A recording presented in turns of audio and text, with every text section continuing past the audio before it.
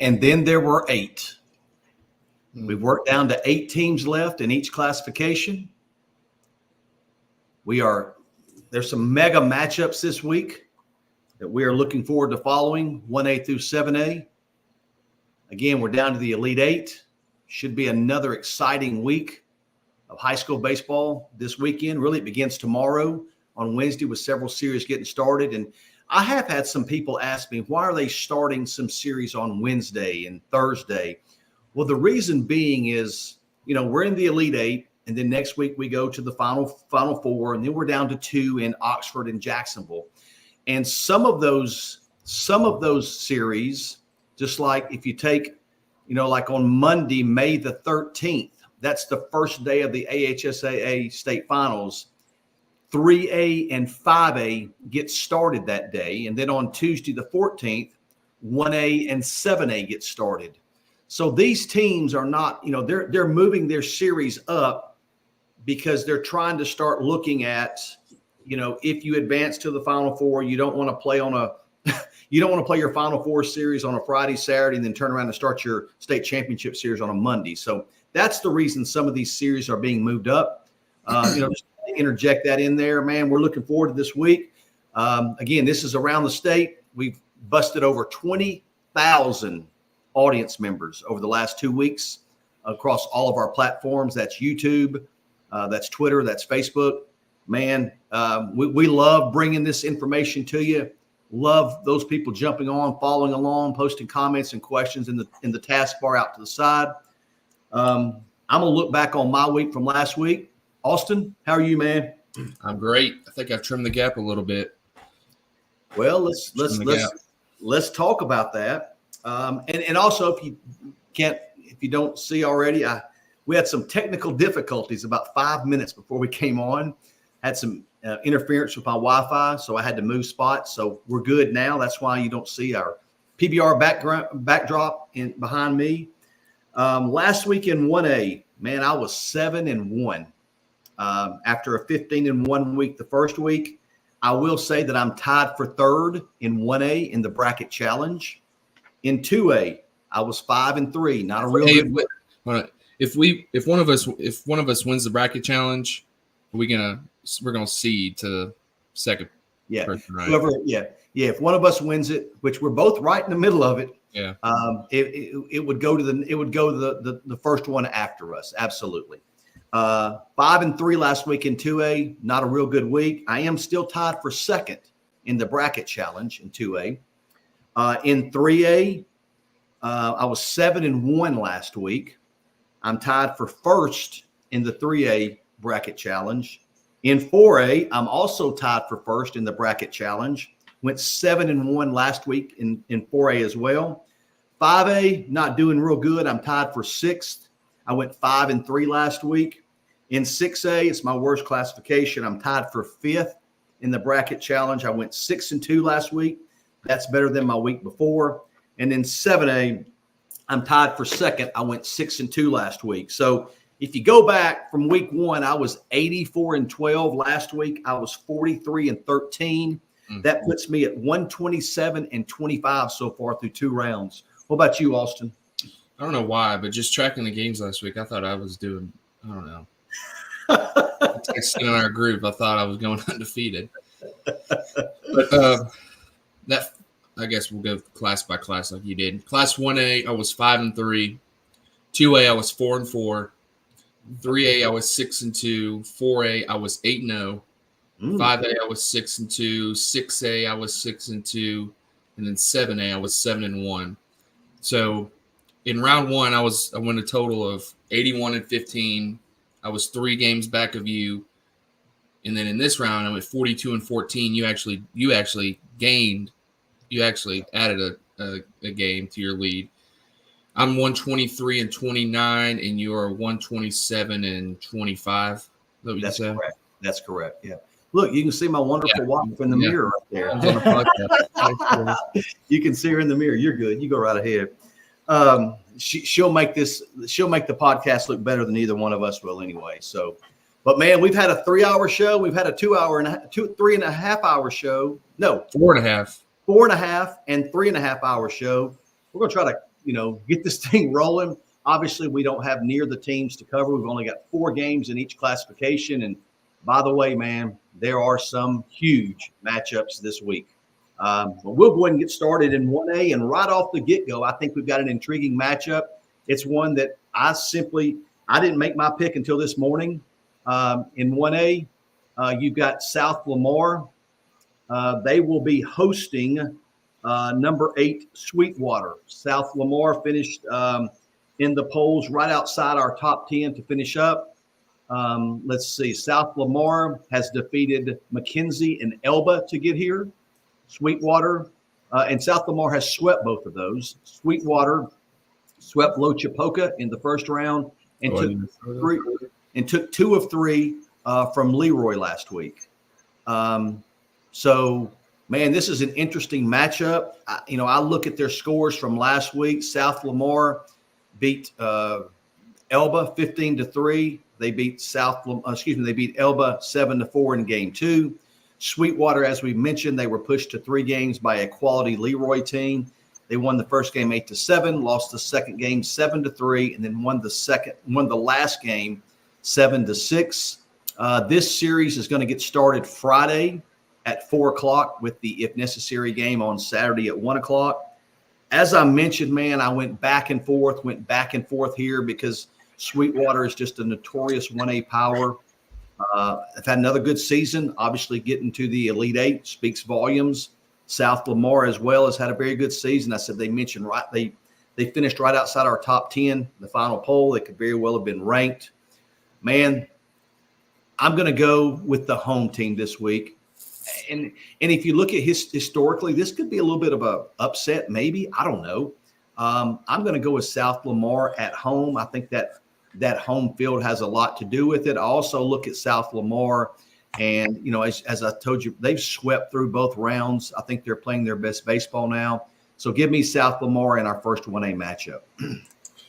Yeah, I think this series, looking at 2 of these teams, 2 pretty different, not histories, but just the type of program that they are. You think of Sweetwater, the name, you're always looking up late in the playoffs, and Sweetwater's there, and they're here again this year in the Elite 8. I think the Sweetwater, I think they're 18-13, a good record, not a great record. They played some good teams throughout the season. Then you look at South Lamar. South Lamar has a 23-9 record. They've had success all year long. I actually picked against them last week, I believe, against Elba, and they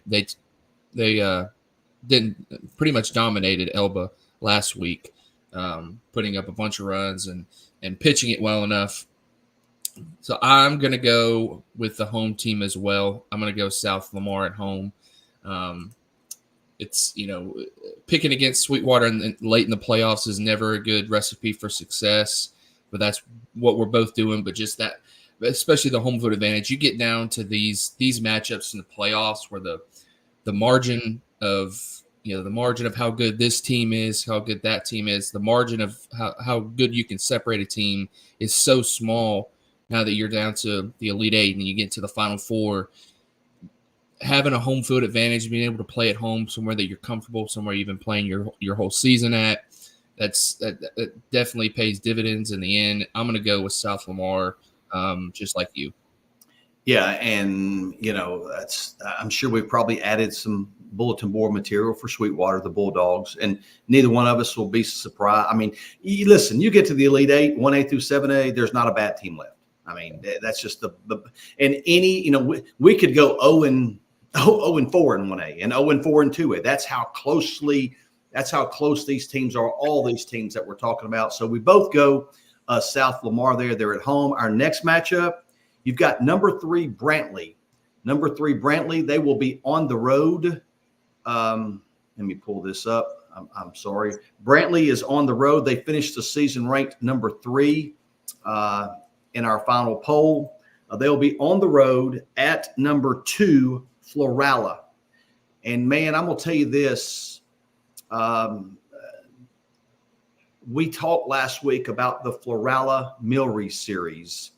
We talked about how that was a premier matchup across the state in any classification. And I know that I put it number one on our. I put it in front of Thompson, Spain Park, Hoover, Hewitt Trustful. It was number one last week in our top 10 Sweet 16 series. That is correct. And we both, I took Florala. I'm not sure who you took last week. Remember, we both were like, I can't believe we're going against the number one team. That's right. We both picked against number one team. But, man, we're not surprised that Florala won last week. But I was a little bit taken aback by how they won, because Milry's a really good team. Florala beat Milry by scores of 13-4 and 5-0. How did Brantley get here? Brantley beat University Charter last week by scores of 9-6 and 6-3, two very tight games. Florala easily dismantled Calhoun in round one, while Brantley handled Berry very easily as well. So here we've got two teams that have both swept their way to the Elite Eight round. And this is 3 versus 6. It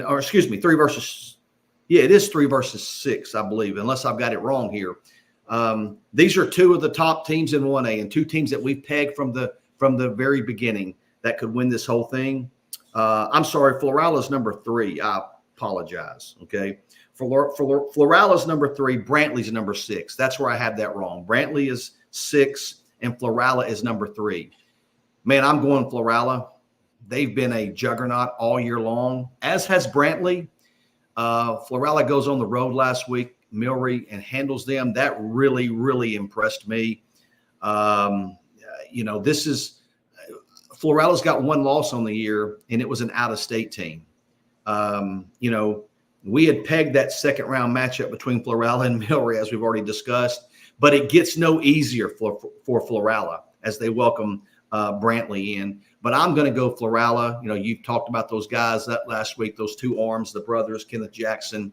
I'm going to go Florala, but I think this one's going to be one to watch, and I wouldn't be surprised if Brantley wins, but give me Florala. Yeah, I'm going to go Florala too, but you worry about Florala getting over that, when the bracket comes out, you see you got your potentially matching up with Milry in the second round, and if you win that series, you got to like your chances of making a really deep run, and you win that game, and it's kind of an exhale. Well, you got to get ready to play Brantley, who's obviously, pretty good, as good as Milry is. They're the Class 1A runner-up from last year. They bring back a lot from last year's team. The Parks brother, his older brother last year graduated. I think his brother, who was a sophomore last year, can't remember if it's Jaden, is back this year. And then Cooper Layton hits in the middle of that order for them as well. So Brantley's going to – this is going to be another highly entertaining series, just like the one both these teams played last week. Florala was able to flex their muscles a little bit last week against Milry. Talk about they've got guys who the guys who hit at the top of the order are the guys who really can pitch it as well. You think of Cody Walsh, a senior right-handed pitcher, catcher who is signed to play baseball at LBW. He apparently he's been in the pitches in the upper 80s. He's gotten into the low 90s with his fastball. You gotta like your chances. Any time that you give him the ball in a game one, and then right behind him is his brother Easton Walsh, who's a left-handed pitcher. I think he's a 2026. I think he's a sophomore. I know he's an underclassman. He's either a freshman or a sophomore, and he's been nails for them as well. Obviously, throwing that game 2 last week and throwing a shutout. So, and then behind them, you've got Kenneth Dalton Jackson, a bunch of other guys, Noah Bryan. So Florala certainly has the talent, and there's probably, I would think, 3 teams who have really separated themselves here towards the end of the regular season, into the playoffs. Florala is one of them. We added a new team last week, but Florala is certainly one of them, and I'm going to go with Florala in this series. Yeah, man, look here. I've taken the home team in the first 2 matchups. That's a little different than what I did last week. So that wraps us up in the South in 1A. Again, that's 2 really interesting series. Man, listen, every series this week across the board, it gets tougher and tougher to pick. We both have good records. We'll see if that parlays this week as well. Just so you know, appreciate that. Florala and Brantley have already played once this season. Florala beat them 7-1. That was our good buddy, man, giving us some insight. Ross Hickson, appreciate that, Ross. You are the man. May have someone there to cover that series too. Yeah, I think we're going to have someone there this week. I don't think I failed to mention that series. That series starts on Friday, I believe it is. Let me double check before I move on. Yes, that series starts Thursday. Yes, South Lamar, Sweetwater start Friday. Brantley and Florala begin on Thursday. Moving to the north, man, two more intriguing matchups. Both of these in the north begin on Thursday. You have number 2 Appalachian. They are at 24-2. They are on the road this week at Coosa Christian. Coosa Christian is at 16-20, but don't let that schedule fool you. Coosa Christian finished right outside of our top 10 in the final poll. Appalachian, both of these teams have gotten here fairly easy. Coosa Christian was pushed to 3 games in round 1 by Hubbardville. And last week they swept Addison. Appalachian is here by sweeping Skyline in round 1, and they swept Bell Green last week. Again, this is the number 2 team at Coosa Christian. Appalachian has to go on the road. That's always a fear, maybe not a fear, but it's always a concern when you're going on the road. The deeper these playoffs get, the crazier and crazier the atmospheres get, and the more people that are there. And, when I'm in a game and I'm watching, and you have to take a step back and just look at the crowds and the shakers and the pom-poms and all the noisemakers and people standing everywhere. Often makes it difficult for us to get video. There's so many people at these state playoff games. If you are a parent of a player that's playing in any of these matchups, it has to make you happy that your son gets to play in an atmosphere like this. And, I'm not trying to get too far off the subject, but last week at a 6A game I was at on Friday night, I had someone come up to me and said, "Man, this is what it's about, isn't it?" And I said, "Yes, it is." And this person said, it's all about that name across the front, because you're not playing for any individualism at this point. It's all about helping your team live for another week, advance to the next round. It's just, you have to, as a parent, you've got to enjoy that your kids are getting to play in this. And I didn't mean to get off topic there, but it's just something last week I noticed. This is interesting here, an interesting matchup. I'm going to go with the road team here. I'm going to go with Appalachian to go on the road and get a tough, hard-fought win over Coosa Christian and move on to the Final Four. We said Florala was one of those 3 teams. I think Appalachian is the second team, last year's state champion. Bring a good mix from last year's team back, and looking at their scores, looking at their records, the way that they've handled their business. Obviously, they're 24-2 going into this series. They've continued to play like a state championship caliber club, how they did last year, and I think this week is no different. I'm going to go with the Eagles to take the next step towards defending their Class 1A state championship. I'm going with Appalachian to advance to the Final Four in 1A. And you talked about 3 teams that we really think have a chance, and you said we added one last week, and that's Summerton Christian. Saw Summerton Christian last week, man, and just really, really impressed with them. You said there are people in Summerton Christian who listen to our podcast. Man, those Summerton Christian people, and listen, man. Yes, we're busy at games, and people always say, "Well, we don't want to bother you. We don't want to bother you." Man, we can talk while we're videoing, But, man, those Summerton Christian people, man, they are all over our podcast, and I loved it. I walked up, and they said, "You that guy on the podcast?" They said, and I swear one person said, "I recognize that voice." It was, and I even texted, man, I called you during the game, and I said, "Man, these Summerton Christian people love the podcast, man." But speaking of Summerton Christian, it does not get easy this week, man. This is a top 5 matchup in 1A. Summerton Christian, as we talked about, they finished the season ranked number 5.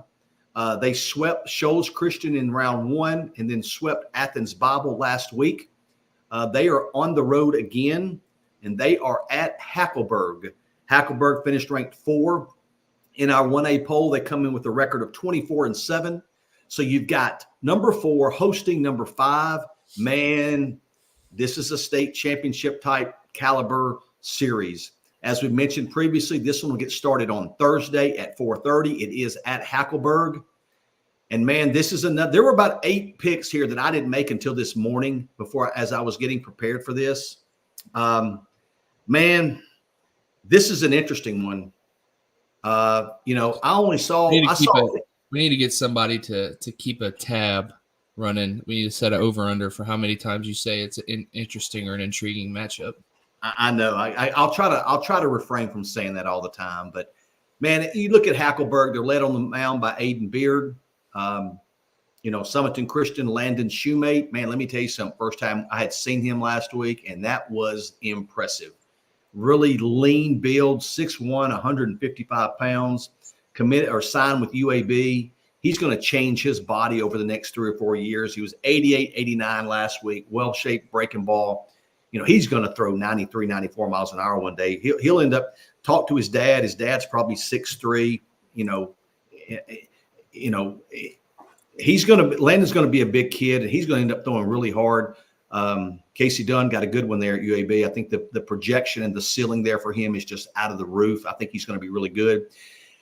And then, man, I stayed around because I'd heard about this 8th grade southpaw that Summerton Christian had, Colton Glass, man. He was up to 83.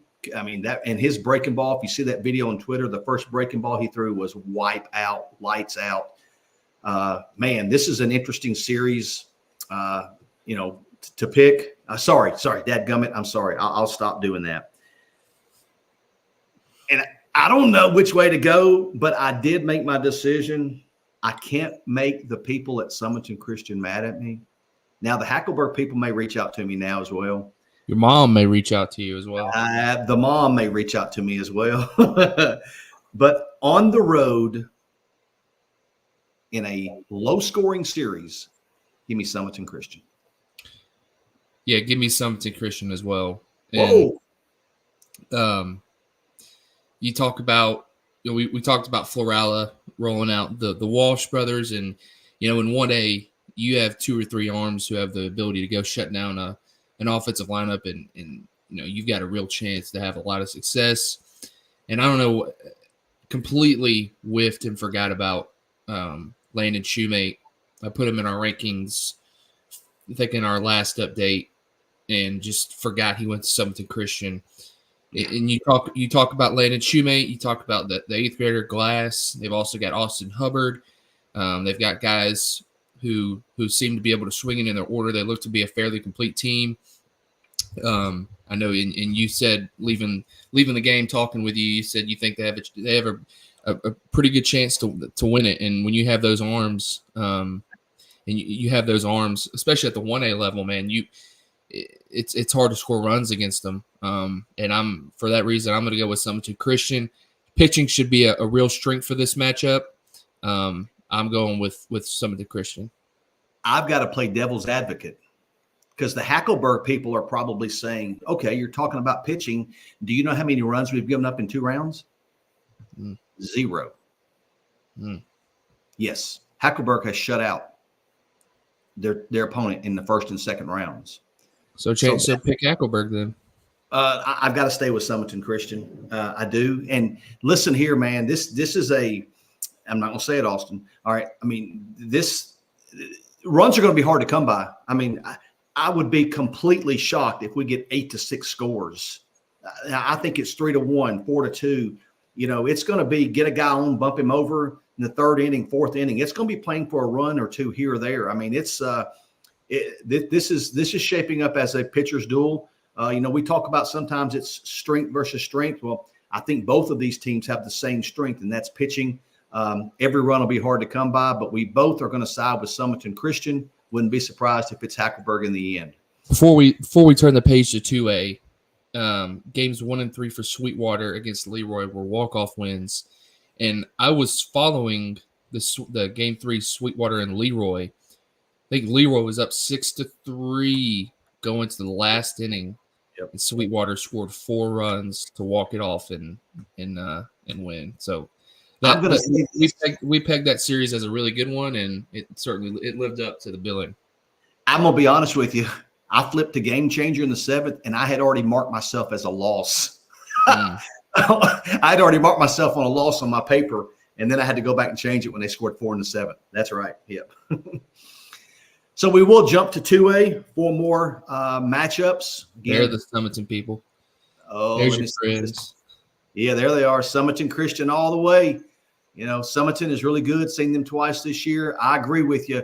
And listen, we both picked Summerton Christian, but I'm telling you, Hackleburg is good as well. I mean, it's going to be a dogfight. That's going to be an interesting. Sorry, that's going to be a good one to follow. So we'll jump to 2A, our first one. You've got Bayshore Christian, man. Bayshore Christian, they hovered all year long around that 500 mark.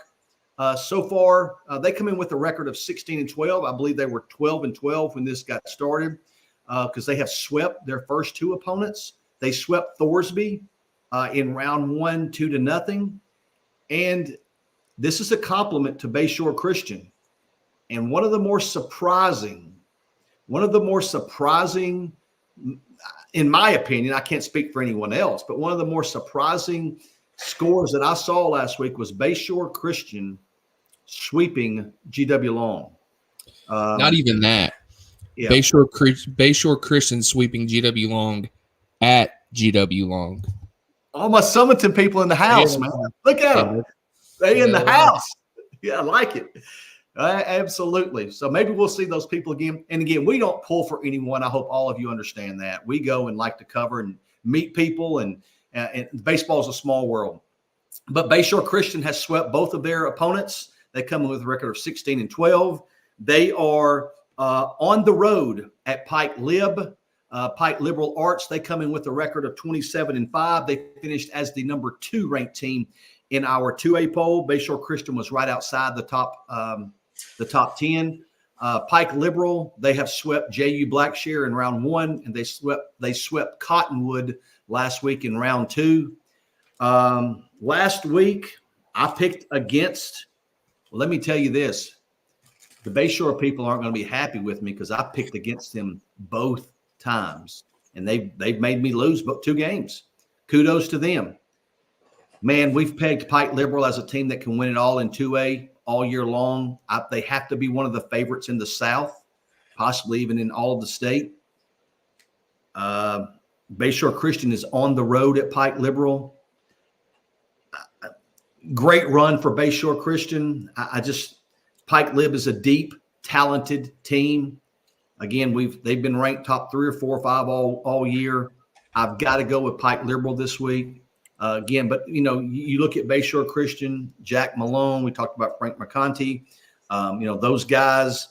What a big win last week for them, and they're very capable of getting it done this week. But I'm going to go Pike Lib again, a team that we've highlighted all year long can legitimately win the 2A state championship. Yeah, it's pretty much. I mean, the same thing again for Bayshore Christian this week as it was last week. You're going to the Wiregrass area, going to Troy this week to play Pike Lib. You're going on the road playing against a heavy favorite, and Bayshore Christian not dominated. I mean, but they just controlled the whole series on the road at GW Long, which is notorious for having one of the more difficult playoff environments. And being able to go on the road and win that series against that state power was pretty loud. To say the least. But it's hard to go against Pike Liberal Arts, and I probably said the same thing last week about how it's hard to go against GW Long at home. It's hard to go against Pike Liberal Arts at home. So I'm going with the Patriots. Winnings, they know how to win. They've won tons of a handful of AISA state championships over the past decade, and dating even further back, They're in their second year of play at the AHSAA level. Last year, I think they made it to the Elite Eight. Again, they got beat against Ayrton. They're back in the Elite Eight. I expect them to take another step forward this season, and that includes getting a win over Bayshore to advance to the Final Four.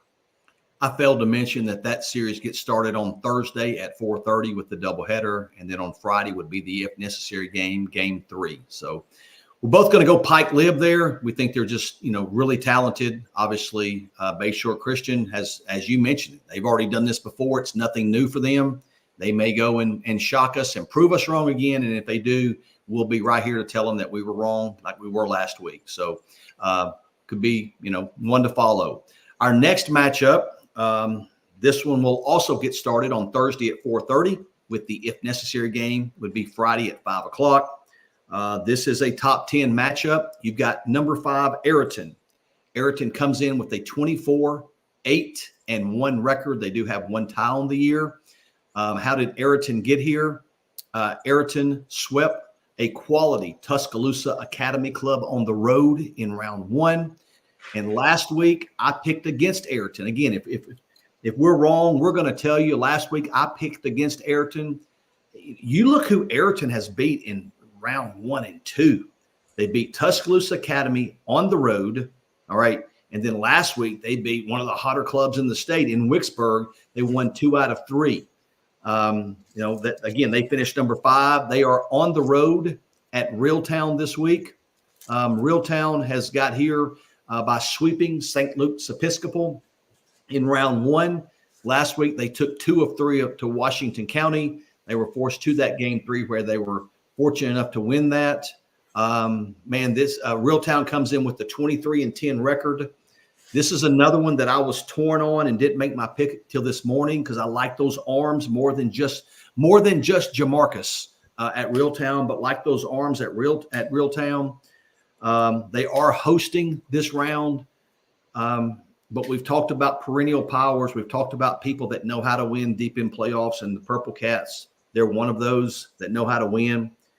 I think this is going to be a 3-game set. I think it's going to be. I think runs are going to be hard to come by here. I think Ayrton may be more of a complete team. I don't know that. None of us know. I mean, if you say that who's going to win, none of us know who's going to win in any game. But I just think Ayrton may be more of a complete team.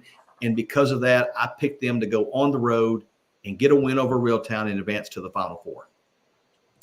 I'm going with Ayrton as well. I think you said it, in more of a complete team all around. 1 through 9, they can really swing it on the mound. They've gotten a few guys who stepped up and have really taken the load on the mound. Talking about Jamarcus Smith, he's gonna find a way to get double-digit strikeouts. The only thing about that is you run your pitch count up, and Jamarcus is a freshman. What's the pitch count for a freshman? Is it 100? Let's see. Junior and senior, it's 120. Freshman, sophomore, it's 100, I believe. Okay, yes. Because that makes because I was following their game 1 last week, and he was five innings, 1 hit, 1 run, 4 walks, 11 strikeouts, 100 pitches. Yeah. And he pitched the first 5 innings, came out in the 6th, and Washington County scored 6 runs in the 6th. Oh man, really? And won that game, yeah. So and opposing teams, I mean, they know that, and getting the pitch count up, you're going to strike out because it can be unhittable at times. Can get into the low 90s on the mound with the wipeout slider as a freshman. But just getting that pitch count up, fouling off pitches, taking tough ABs. And when I think of that, I think of Ayrton a little bit, just being able to fight and work tough ABs.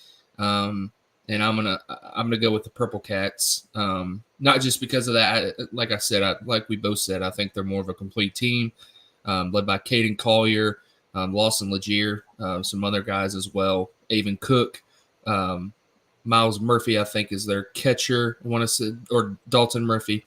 So I'm going to go with Ayrton as well to advance to yet another Final Four. Well, let me take a minute before we go to the next one. If any of y'all want to chime in, The AHSAA, great. It's a great thing for pitcher safety, arm safety. Seniors and juniors can throw up to 120 pitches. Freshmen and sophomore, 100. Yeah, freshmen and sophomore can throw up to 100 pitches, and then seventh and eighth graders can throw up to 80 pitches. Man, that's great for safety. I mean, and it used to be based on innings pitched. Well, I mean, you could throw 60 pitches in an inning. I mean, kudos to them for getting it right with the pitch count. But here's my question for you. Now that we're into the warm weather months and arms are more conditioned now and you're in the playoffs, do you think those 120, 180 pitch marks is a good thing for the playoffs? Or do you think maybe it should be laxed a little bit and maybe more consistent, in the playoffs? Just curious, man, because I've had people ask me about it and I can see both sides. So if anybody wants to chime in, and again, this is no shot whatsoever at the AHSAA. Again, we said kudos to them for putting this in place, but be interested to see what you think about that. 120. I don't think you go over the 120 mark. I think if anything, you could extend the sophomore and freshman, because Jamarcus is probably going to be better than most hitters that he faces, and for him to have to come out 20, 25 pitches before, I don't want. I just 120, getting over 120. That's a lot of pitches. And you are exactly right. I didn't. When I mentioned that, I wasn't talking about extending the 120. But that's a great point, Austin. That's a great point. I was talking more about the young kids that have to come out like a Jamarcus. So let's go to our. Here's your next comment. Just found the show this year. Really appreciate what you guys do. Going to be crazy at the Lions Den in Sardis Wednesday. Thanks, guys. Well, guess what, Jason Walden? I will be on the way to the Lions Den tomorrow. There's no way that I'm missing Alexandria and Sardis. My only concern is how early do I have to get there to get a good place to video? Because when I was there for the Boaz series, it was a rocking atmosphere, and I'm sure this one is going to be even more so. So looking forward to heading to Sardis tomorrow. Let's continue in 2A. Moving to the north, you've got Mars Hill Bible. They finished the season ranked number 7 in our poll. They come in with a record of 23-9. They have gotten here by sweeping Winston County and taking 2 of 3 from Collinsville. And Collinsville was a top 10 team in our rankings, and they're going to be in our small town showdown next year. Just firmed that up this morning with them. Mars Hill Bible is, I think, easily playing their best baseball of the year right now. I did take Mars Hill Bible last week over Collinsville. That was a tough matchup. Mars Hill Bible was able to come out 2 out of 3. They are on the road at number 1 Vincent. Austin, do you know anyone that'll be at this game on Friday? Hold on. You better. I don't know why this comment's up. School, my chairs will be out today. I have a story about that, but I'm not going to share it here. Jason Walden, man, if you want to reach out to me offline, I can give you you can set me up a chair or something, man. That would be awesome if you could do that. But we'll talk later. Austin, do you know anybody that's going to be at that Mars Hill Vincent game on Friday? Yeah, I will. Amen. Absolutely.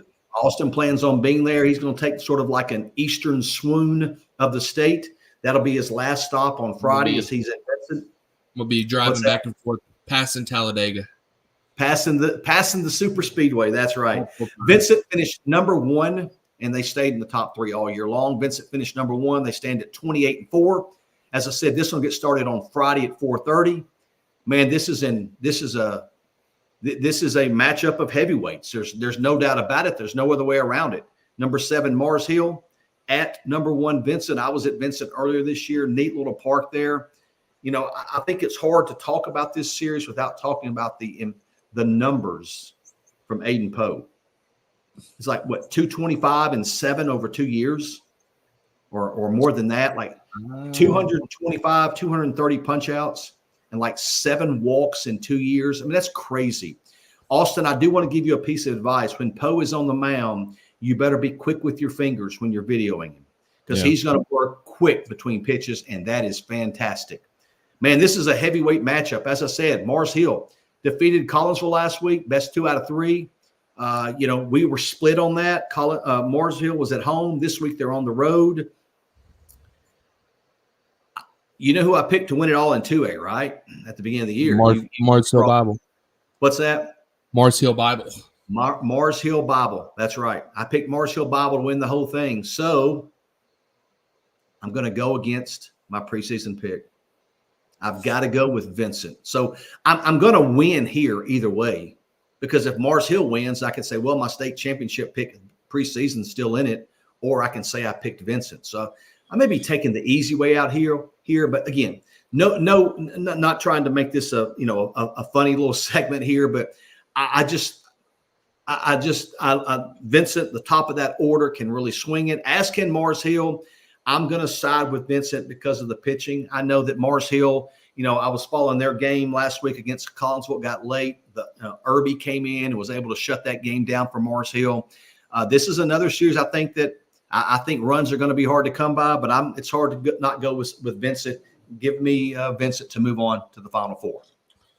Over the last 2 seasons, 225 strikeouts and 8 walks. Wow. So if you're a Mars Hill hitter, get in the box ready because he's going to be in the zone, right? Yeah, this year he's 125 and 7 strikeout to walk, and then he's 425 at the plate. And then last week against Fife, yes, threw a 61 pitch no hitter in 5 innings. And then in game 2, up by 1, he came in the top of the 7th with bases loaded and no outs, struck out the side on 11 pitches and got the save. Man, those are video game numbers. I mean, that's and let's talk. He's going to Air Force. He's headed to Air Force to play baseball. So I went Vincent. Yeah, I'm going Vincent as well. The Yellow Jackets, they're look to be well on their way to making it back to where they reached last year, making the 2A state finals. Ultimately got beat by Ayrton, returned nearly everything from last year, and I'm going to go with the Yellow Jackets as well. They have consistently been one of the top teams in Class 2A all year long. And what are you laughing at? I'm fixing to share a story with you on the next pick. Okay. Yeah. I'll go Vincent, and then you've got Aiden Poe and Landon Archer, and then Cason Fields, Grayson, the outfielder. It's a really complete team that Vincent has, and I'm going to go with Vincent to advance to the Final Four. When we started this podcast, I remember we had a little note out beside there that said, "Be heads up for Red Bay. They're a sleeper." And there's no doubt. Red Bay's now in the Elite 8. That was our guy, McGee, I think. That's right. If he's on here, send us another message, man. You need to step up and take your props, man, because you said Red Bay is a sleeper, and here they are in the Elite 8. Red Bay, they finished the season right outside of our top 10. They were in the others receiving votes. They come in with a record of 19-6. They have swept through 2 rounds. They swept Lamar County in round 1 and swept North Sand Mountain last week, a quality North Sand Mountain team, one that I think I picked against. Yes, I took North Sand Mountain last week. I lost that. So Red Bay was a team to follow. Red Bay, they are a sleeper, and they're not now. I mean, they're deep in the playoffs. They're in the Elite 8. They are on the road at Whitesburg Christian. Let's see. Y'all both missed them. And we sure did, Adam. Man, he's got as much room. He can talk as much crap as he wants. As you call, if you say Red Bay is a sleeper and they make it to the Sweet 16, you can chirp us all you want. I hear you, man. You've earned your props. Amen. And then we appreciate you chiming in and getting involved in that. We really do, man. And you may or may not be happy with me this week. We'll see, Adam. But man, they are on the road this week at number 8, Whitesburg Christian. Whitesburg Christian comes in with a record of 20-6. Whitesburg Christian swept Fayetteville in the first round, and then last week man, they swept Donahoe, a notoriously strong 2A power. Man, Austin, this pick is going to be intriguing for both of us because, number one, if we don't pick Red Bay, Adam's going to be waiting to give it to us. And a story I have on the other side for you, Austin, is on Monday. I got a text from someone at Whitesburg Christian, and they said after the game, and it was all in fun. After the game, someone said, "Man, forget Austin Sharp." That was told to me via text on Monday morning when Whitesburg Christian won. So we have, man, this is going to be a tough one for us because if we don't pick Whitesburg, they're going to be waiting on us. And if we don't pick Red Bay, they're going to be waiting on us. So we're going to have one of them mad at us either way unless we get it right. I think Adam is right. It's going to be a tough one this week, no doubt. But Red Bay is rolling. Red Bay is consistent. Red Bay is a solid, just going about their business, handling business into the Elite Eight. I think it's a tall task for them to go to Whitesburg Christian and win. And because of that, I picked Whitesburg Christian the last 2 weeks, and I'm going to go with them again this week. You know, you talk about at least two good arms. They've got Evan Dodd. You know, at the top of that lineup is Luke Holbrook. You know, can bang it around the park, get on the mount up to 85, 86. You know, they've got other key pieces we've talked about, you know, previously. I think I failed to mention this one starts Friday at 5 o'clock. You know, that may be a game I'm at. I'm still deciding on my Friday games where I'm going to be. But, you know, I like Whitesburg because of the depth in those arms and at home. I like Whitesburg Christian to win. And I will say this, if it's Whitesburg Christian that wins, that's fortunate enough to win, and Vincent is fortunate enough to win, then we've got a rematch from last year as well that I was at. So I'm going to go Whitesburg Christian. Adam, don't be mad at me. And I hope those Whitesburg Christian people don't holler at me, man. Oh, man. Yeah, this one's got some added significance to it, man. Yeah. See, I don't know if am I Lee Corso now? Did they not want me to pick them? Because I was just told that they said forget Austin Sharp. That's all I was told, and it was all. I picked against both these teams last week. Yep. So, I'm going Whitesburg Christian. Oh, see if I can get back in the good graces of the Warriors. You mentioned it with Luke Holbrook, Caleb Robinson, a host of other guys for Whitesburg Christian. They proved me wrong last week. I picked Donahoe. Hand up. That was not a good pick. I'll go with Whitesburg Christian here to advance to the Final Four once again this year in Class 2A. So we're both going Whitesburg Christian. So nothing can go wrong. Yeah, we'll regardless, we'll hear about it somehow, but that's fine. Again, we know it's all in fun. We appreciate the feedback. So we'll jump to 3A. 3A, we'll get started with a top 10 matchup. You've got OP. And before I get started, this one will get started on Thursday at 5 o'clock. You've got OP. They finished the season ranked number 9. They come in with a record of 21-8. OP swept Dadeville in round 1 and then swept St. James, a quality St. James team last week. So they come in off back-to-back sweeps. They are at number 3, Thomasville.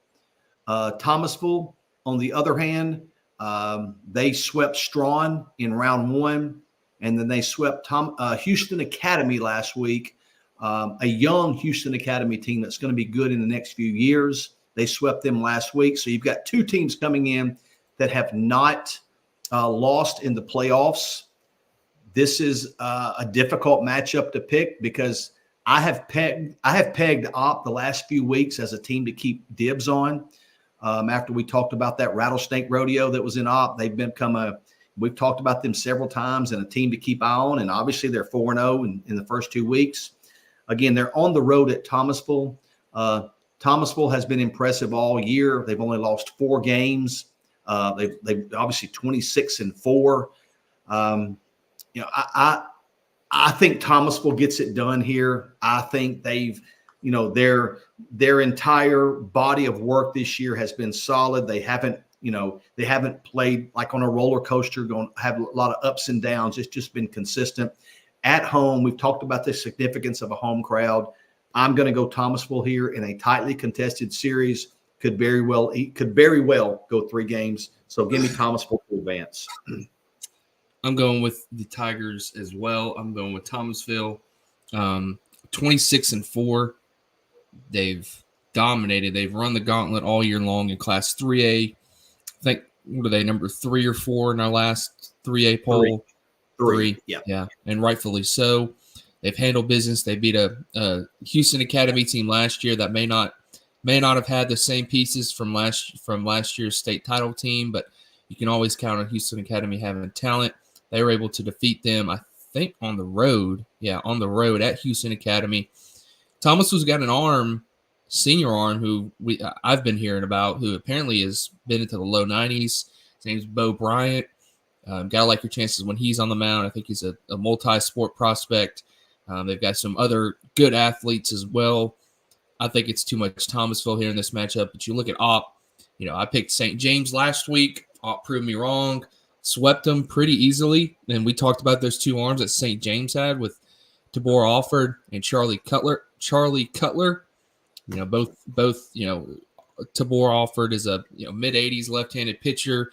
Cutler a mid-80s right-handed pitcher. I think they scored 7 in both games, so being able to beat some pretty good arms, and they're going to face some more good arms this week against Thomasville. So Opp playing really good baseball as well, but ultimately I'm going to go with Thomasville, the team, the hot team coming into the playoffs. I'll go with the Tigers as well. And that gets us to our next one, which is yet another top 10 matchup. Again, we stay in the South for this one. You have Providence Christian. They come in with a record of 21-9. They finished the season ranked number 6. They have had pretty easy work so far. In the playoffs, they swept Indian Springs in round 1, won those first 2 games. Last week, they were pushed to 3 games against New Brockton. New Brockton was a team that was in and out of our top 10 in 3A all year. So that was a quality win for Providence Christian. Again, they finished ranked 6th. They come in with a record of 21-9. They are on the road at number 7, Prattville Christian. Prattville Christian comes in with a record of 24-10. And man, they have been dominant. Last week, Prattville Christian was not scored on. They won by scores of 17-0 and 9-0. I don't want to say I know for sure, but I'm not so sure Prattville Christian was scored on in the first round either. If anybody knows, please, you're welcome to correct me or let us know if we're right. But that pitching staff at Prattville Christian has been dominant, led by Bryce Masters and others. You saw them earlier this year. Failed to mention, this series will also get started on Thursday at 5 o'clock. Again, it's at Prattville Christian. And yes, because but not by much. Answering your question. What's that? You're answering your question on the screen. Okay. What question is it? Is it if Prattville Christian was scored on? Okay. Gotcha. Okay. But I know last week they threw up 2 zeros. And as I've said numerous times here, whenever it's a close matchup, I'm going to side with the pitching. Providence Christian. They've got some arms as well, but I think those top end arms at Prattville Christian will be too much. I'm going to take Prattville Christian at home to advance to the Final Four. Yeah, both of these teams, when doing the rankings throughout the season, I think both these teams we thought were kind of similar. Yeah. Not just because they both start with P and they end with Christian, but we think they're both pretty similar in talent. Which is why they were, I think Providence was ranked, probably 4, 5, or 6. Prattville Christian was up to 2 at one point. They both finished, I think, around 5, 6, 7. And both have really started to continue to play really good baseball throughout the playoffs. Looking at Providence Christian, you've got Wynn Brock. You've got, Porter Dykes, who's headed to Chipola. The questions were his availability going into last week. He did throw game 3. I don't know how much of game 3 he threw, but he did throw game 3, so that's a big boost for them. It adds to their stable of arms. So the Providence Christian, certainly they're clicking on all cylinders, and getting Dykes back will only help them. He can also hit as well at the top of their order. Providence Christian last week, I mean, just pretty much dominated XL, 17-0. Parker Blake threw a complete game on the mound. Hold on, my Twitter's being Carter Blake with a complete game on the mound. Luke Lawson, Connor Williams, Parker Blake, Bryce Masters had a home run as well. Jack Diefendorfer had a double, and then you look at game 2 on the mound. Bryce Masters came in relief, was good in relief. Blake Bowman threw 6 innings, had 10 strikeouts. So they've got tons of arms. They've got plenty of arms who can take the ball and get you outs. And I just like the depth that Prattville Christian has. I'll go with Prattville Christian as well. I like them to advance to the Final Four as well. Yeah, and I forget if I mentioned or not, but that one's getting started Thursday at 5. So that'll take us to the north in 3A.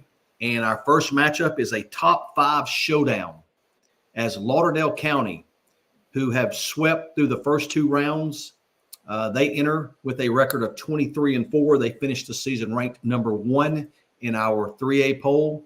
They swept Glencoe in 2 tight games in round 1. And then last week they swept a quality Plainview team, a game that I was able to make game 2. And I'm going to tell you, I don't know if I caught Lauderdale County on just a good – Lauderdale County is good, okay? I mean, we have them ranked number 1 for a reason. But, man, I'm going to tell you, they're led by that 2-headed monster at the top, Skylar Tucker and Miles Edwards at the top of that rotation. But let me tell you something. They hit the ball all over the park in game 2 when I watched them against Plainview. Micah Christensen, a running back, 5'10", 185-pounder that's going to UNA to play football. You talk about a physical dude. He hammered a ball out of that park. Watching him run, I would hate to have to tackle him on the football field. Lauderdale County, what's that? Hate to meet him in the gap. Amen. Well, I was told he would rather run over you than run around you. That's what I was told. And watching him run down the first base line, it was pretty evident that I'm sure he is a physical runner on the football field. Again, he's headed to UNA. But Lauderdale County finished ranked number 1, 23-4. They are on the road at Gordo. This one will get started tomorrow at 5 o'clock. Gordo finished the season ranked number 5. They have a 23-8 record.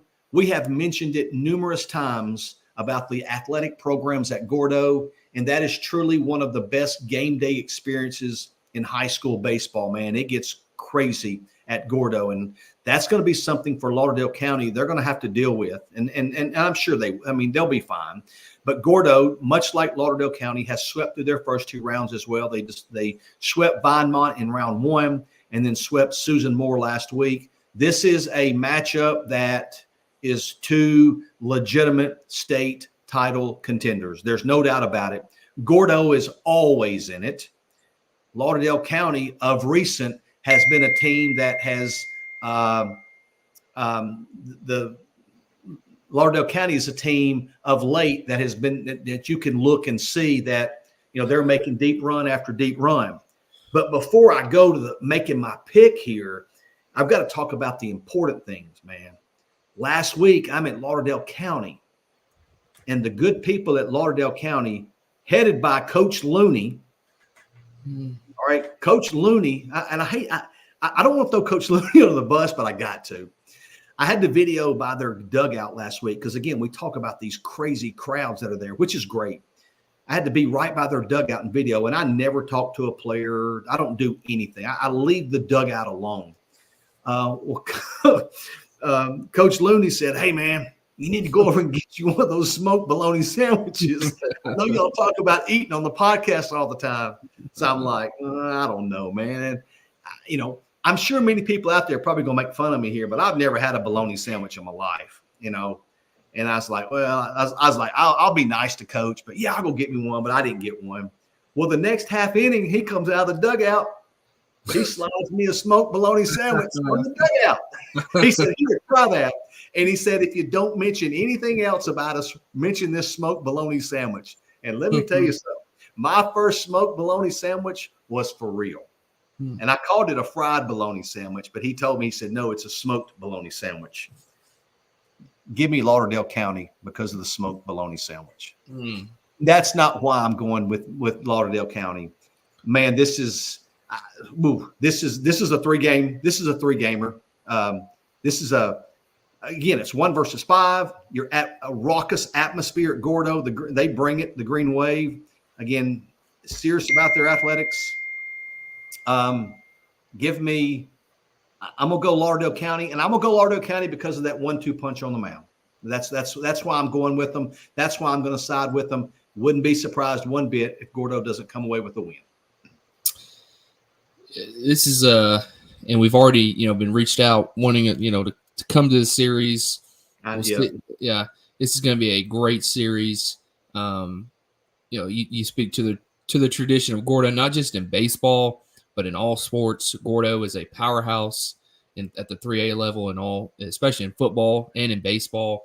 Last year, reached the state finals in 3A in baseball, got beat by Houston Academy in a very well-played series. They've got a good bit back from last year's team, led by Will Watley on the mound, who's headed to Bevel, a right-handed pitcher. Landon Fike is another outfielder, senior, who's headed to Bevel, and they've got a host of other guys too. And then you talk about Lauderdale County, reached the state championship in 2018. Did they win it that year? I don't think they did. That was our first year of covering of PBR, and we were there. Did they play? I'm going to say they played Andalusia. I can't remember. Yeah. But Lauderdale County, we obviously think that they're talented. They're number 1 for a reason. But I'm going Gordo. Okay. Give me the Green Wave. I like Gordo. Watching them last year, they're a tough, hard-nosed team. They're well coached. Especially at home, a big reason why I'm going with the Green Wave here. I like Gordo in this spot, but would not be surprised if Lauderdale County was able to take this series or even sweep this series because they have the talent to do so. But Gordo, you hear a lot about the home field advantage being so important. Gordo brings a raucous environment, really good playoff atmosphere. Give me the Green Wave. Thank you, Colin Chamlin. Said they were runner-up in 18. Thank you, man. Our next series will wrap us up in 3A. You got Westbrook Christian. They are coming with a record of 20-10. They finished the season ranked number 8 in the state. They will be hosting. Let's take a look at Westbrook Christian, how they got here. Westbrook Christian swept Elkmont in the first round and swept Colbert County in round 2. I think those are 2 really tough games against Colbert County, low-scoring games. Again, they are 20-10, finished ranked 8th. They will be welcoming Fayette County. Fayette County finished right outside of our top 10. They stand at 25-11.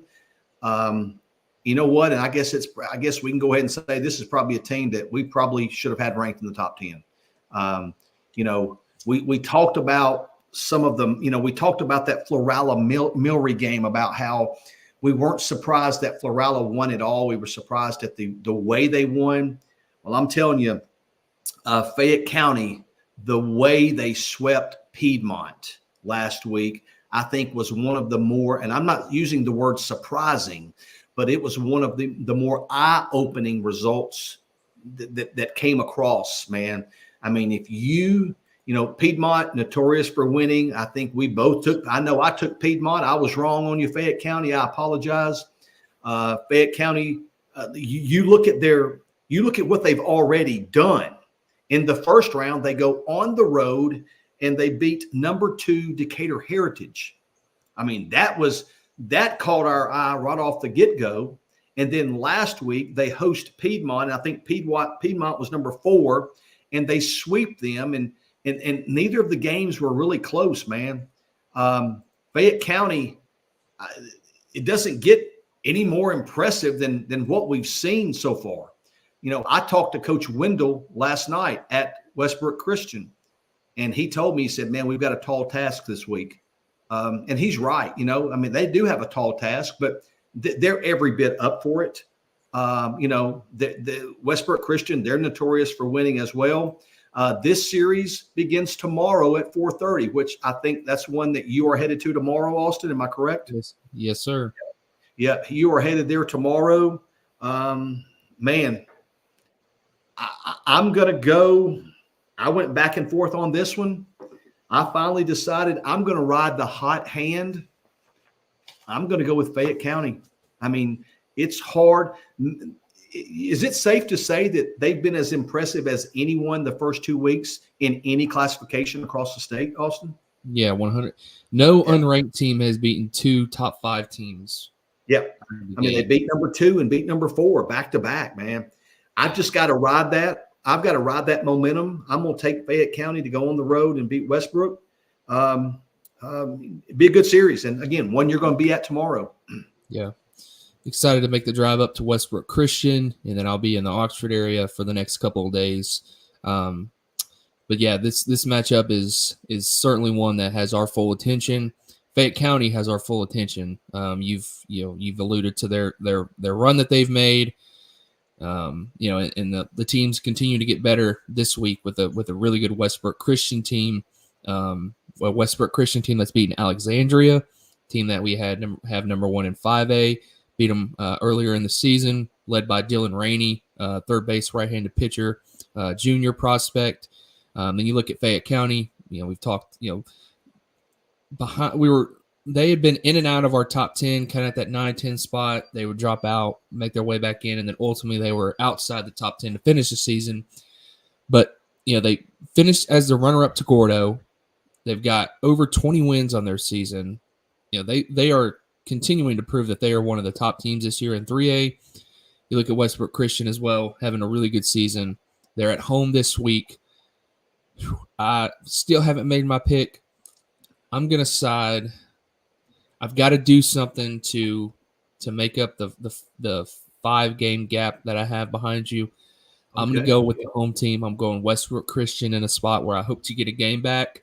Not really comfortable if I picked – not comfortable picking Westbrook Christian.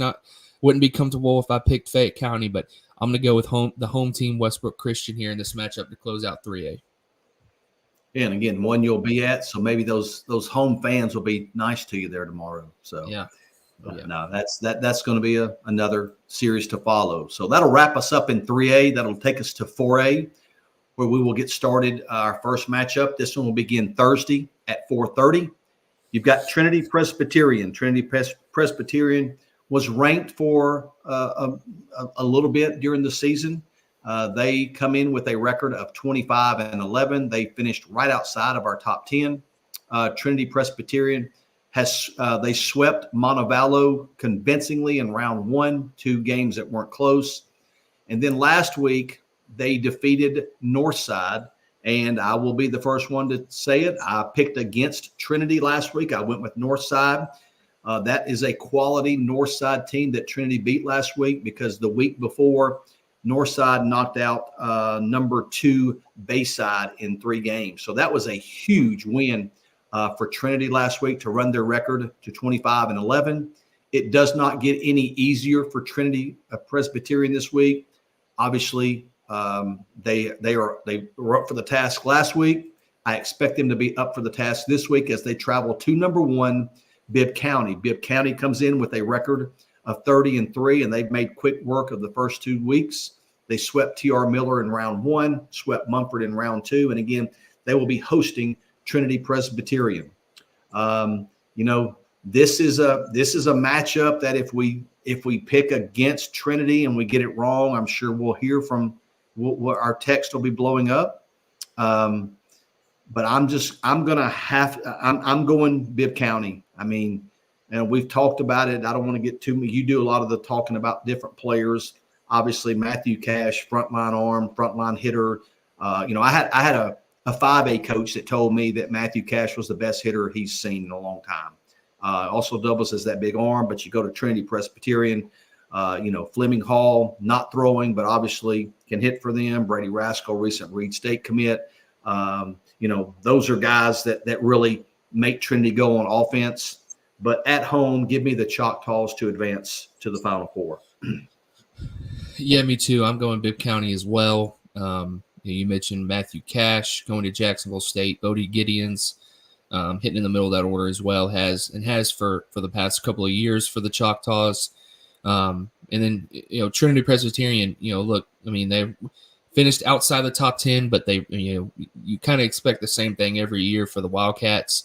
Kind of get off to a 500 start. They roll through their area. They start to, play their best baseball. Here they are back in the Elite Eight in Class 4A, where they consistently always seem to be. 2 years ago, won the state championship. But Bibb County is 30-3. They're number one in Class 4A. They've been the consistent team in Class 4A. They've been the top dog in 4A, and at home especially, I like Bibb County in the spot to take 2 of 3 from Trinity Presbyterian. Man, did you see the Bibb County Munford game last week? Yeah, heard it got interesting. It got interesting, man. I would like to know what really, really happened. But, that was an interesting series that happened between Munford and Bibb County last week. But we'll move on to our next Elite Eight matchup in 4A. It's a top 10 matchup. As you have Oak Grove. Oak Grove comes in with a record of 22-12. In the first round, they defeated Montgomery Catholic. They swept Montgomery Catholic. Last week, they took 2 of 3 from Andalusia, and that was sort of a marquee series last week in 4A as well. Andalusia had gotten hot towards the end of the year. Oak Grove was able to beat them 2 out of 3. Oak Grove is on the road at number 4, American Christian. American Christian took 2 of 3 from Orange Beach in round 1. Last week, they swept Satsuma. American Christian has a record of 23-16, and we have talked all year long. Don't let that record fool you. This is a quality team. And if I haven't said it, this one started Thursday 5. We kept saying it, Yep. But you get a Orange Beach draw out of the gate, and you're like, oh gosh, are they about to go one and done? We've been pumping them up all season long. Yeah. And we got called out a few times. People asking, how can you have a 10-10 team, number 3 in the state? Well, and we tried to back it up by saying, look who they're playing. They're playing the Oak Mountains. They're playing the Spain Parks. They're playing the Tuscaloosa counties. They're playing the big dogs. And American Christian is a bona fide state title contender in 4A without question. Oak Grove, we've said it, impressive 2 weeks to get to the Elite Eight. I think they run into a buzzsaw this week. At American Christian, I was there for their matchup against Orange Beach. Really good atmosphere there. I just think American Christian is going to take care of business. And then look at here. Look who Oak Grove has beaten. They've beaten Sardis, Summerton Christian, and ACA. Listen, we're not taking anything away from Oak Grove. We have them ranked inside of our top 10. Is that Alabama Christian? ACA? I think it is. I don't think it's American Christian. Yeah, I believe it is. So these teams have not played. But again, Oak Grove, they've gotten hot at the right time. I just think that it is American Christian. They beat American Christian. All right. Well, Fuller's Nest, you could be, I appreciate you letting us know that. This is an interesting series to follow. I just think American Christian is too deep. I think, that 1 through 9, that's going to be they can really swing the bat. You told me that before I saw them. I think this is I think American Christian gets it done and advances to 4A. But again, thanks for those comments there. Oak Grove, getting them inside that top 10 late, they deserve it, every bit of that. So, but I'm gonna side with American Christian. So am I. Oak Grove, we had seen, before the season even started, or no, before the playoffs had even started, we saw they beat Oak Grove. We saw they beaten some quality teams down the stretch, and that's a reason why we put them in our top 10 in Class 4A. Led by Nathan Winholtz, right-handed pitcher, outfielder. I think he throws game 2 for Oak Grove, has an electric fastball, big-time arm on the mound, going to CAC. You've also got Jeremiah Fuller in the leadoff spot for them, Olin Bryant, their catcher, Colin Pate, Colton Prater is their shortstop, and he also threw the game against American Christian, went complete through a 7-inning complete game for them. So they've got arms up and down the rotation. They can swing it, especially with Winholtz in that 3-hole. But you mentioned it with American Christian, led by 2025 outfielder Eric Hines, hitting towards the top of that order. Man, it's as explosive as you'll see in the state of Alabama, especially in terms of a uncommitted junior. I think he's getting close to double-digit home runs on the year. They've got Cade Durrett, Evan Lightsey, Bubba Lester. You've seen them, so you can allude to a little bit more of the hitters on the mound. They've also got Jalen Crocker on the mound. Colton Mitchell, Addison Goodman had a big outing on the mound for them as well. I don't know if you mentioned Cade Durrett hitting the leadoff spot for them. Yep. I did. So both of these teams have pieces both at the plate and on the mound. 2 really complete teams. I'm going to go with the home team, the team that we have thought has been one of the top 1, 2, 3 teams in Class 4A. It's Oak Grove has shown the ability that they can beat them, and we wouldn't be surprised if they went out and won the series 2 out of 3. But I'm going to go with American Christian at home. Give me ACA. Yeah, again, entertaining series. So that'll get us to the north. Our first matchup in the north is a top 10 battle. You've got the Chiefs of North Jackson. North Jackson comes in at 28-7. They finished the season ranked number 8. They will be traveling to Westminster Christian. Westminster comes in with a record of 24-7. They finished the season ranked number 3. So you got number 8 traveling to number 3. This one will get started on Thursday at 5:00. Let's see how these teams got here in North Jackson. North Jackson defeated Jacksonville on the road in the first round. They swept them. And last week, they beat a quality Haleyville team. We talked about Haleyville and Hamilton, that matchup in the first round. North Jackson was able to sweep Haleyville last week. So they've won. They've swept their first 2 rounds on their way to the Elite 8.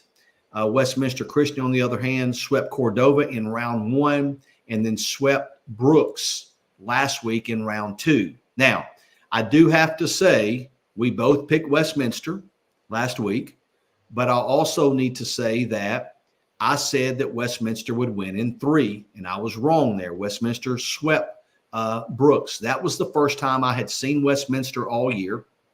And I'll be honest with you, I was there for game 1 when Brooks threw their Auburn recruit Christian Chatterton. And I've got to give Westminster some kudos because they were not just blown away by an elite level arm, a guy that was up to 94 that day with 2 distinctly different breaking balls, an over-the-top break curve ball, and then a slider that's really firm with late action, side-to-side action. Westminster got in there and fought him and really cut down. That was as small swing and misses that I had seen Chatterton get in 3 or 4 outings that I've seen over the last couple years. Westminster is a team that just gets up on that plate and grinds out every at-bat. And we talked last week that Westminster was just a solid team all the way around. And after seeing them last week in person, I think that was the safe assessment of them. They did defensively, they weren't as sharp as they probably want to be, and they weren't as sharp as they're going to need to be this week. So I think it's a formidable opponent for North Jackson. North Jackson has really caught fire of late. They lost their area championship series to Etowah, but since then has been rolling. You've got Carson Smith, who has really shut down opposing offenses in game one. And then it seems as though North Jackson can stretch it out in game two. That's how they've won both of their series. Tight game in one, and then stretching it out in game two with that offensive firepower. This was one that I went back and forth on. I finally sided with the Chiefs of North Jackson. I talked about Westminster extending at bats. I talked about them getting pitch counts up. I talked about them not backing down from an elite arm. Lawson Collier in center field, man, had a big time day last week. Riley Friend, a lot of the Good brothers at Westminster. Man, I like that team a lot. I just think North Jackson has it rolling right now. And I'm going to take the Chiefs, and I guess what would be a mild upset, number 8 beating number 3 on the road, going to be one to follow without a doubt. Yeah, with my deficit, I'd be crazy to. I'm going to go Westminster Christian. I'm going to try to get another game back here. Okay. Our number 3 team at home.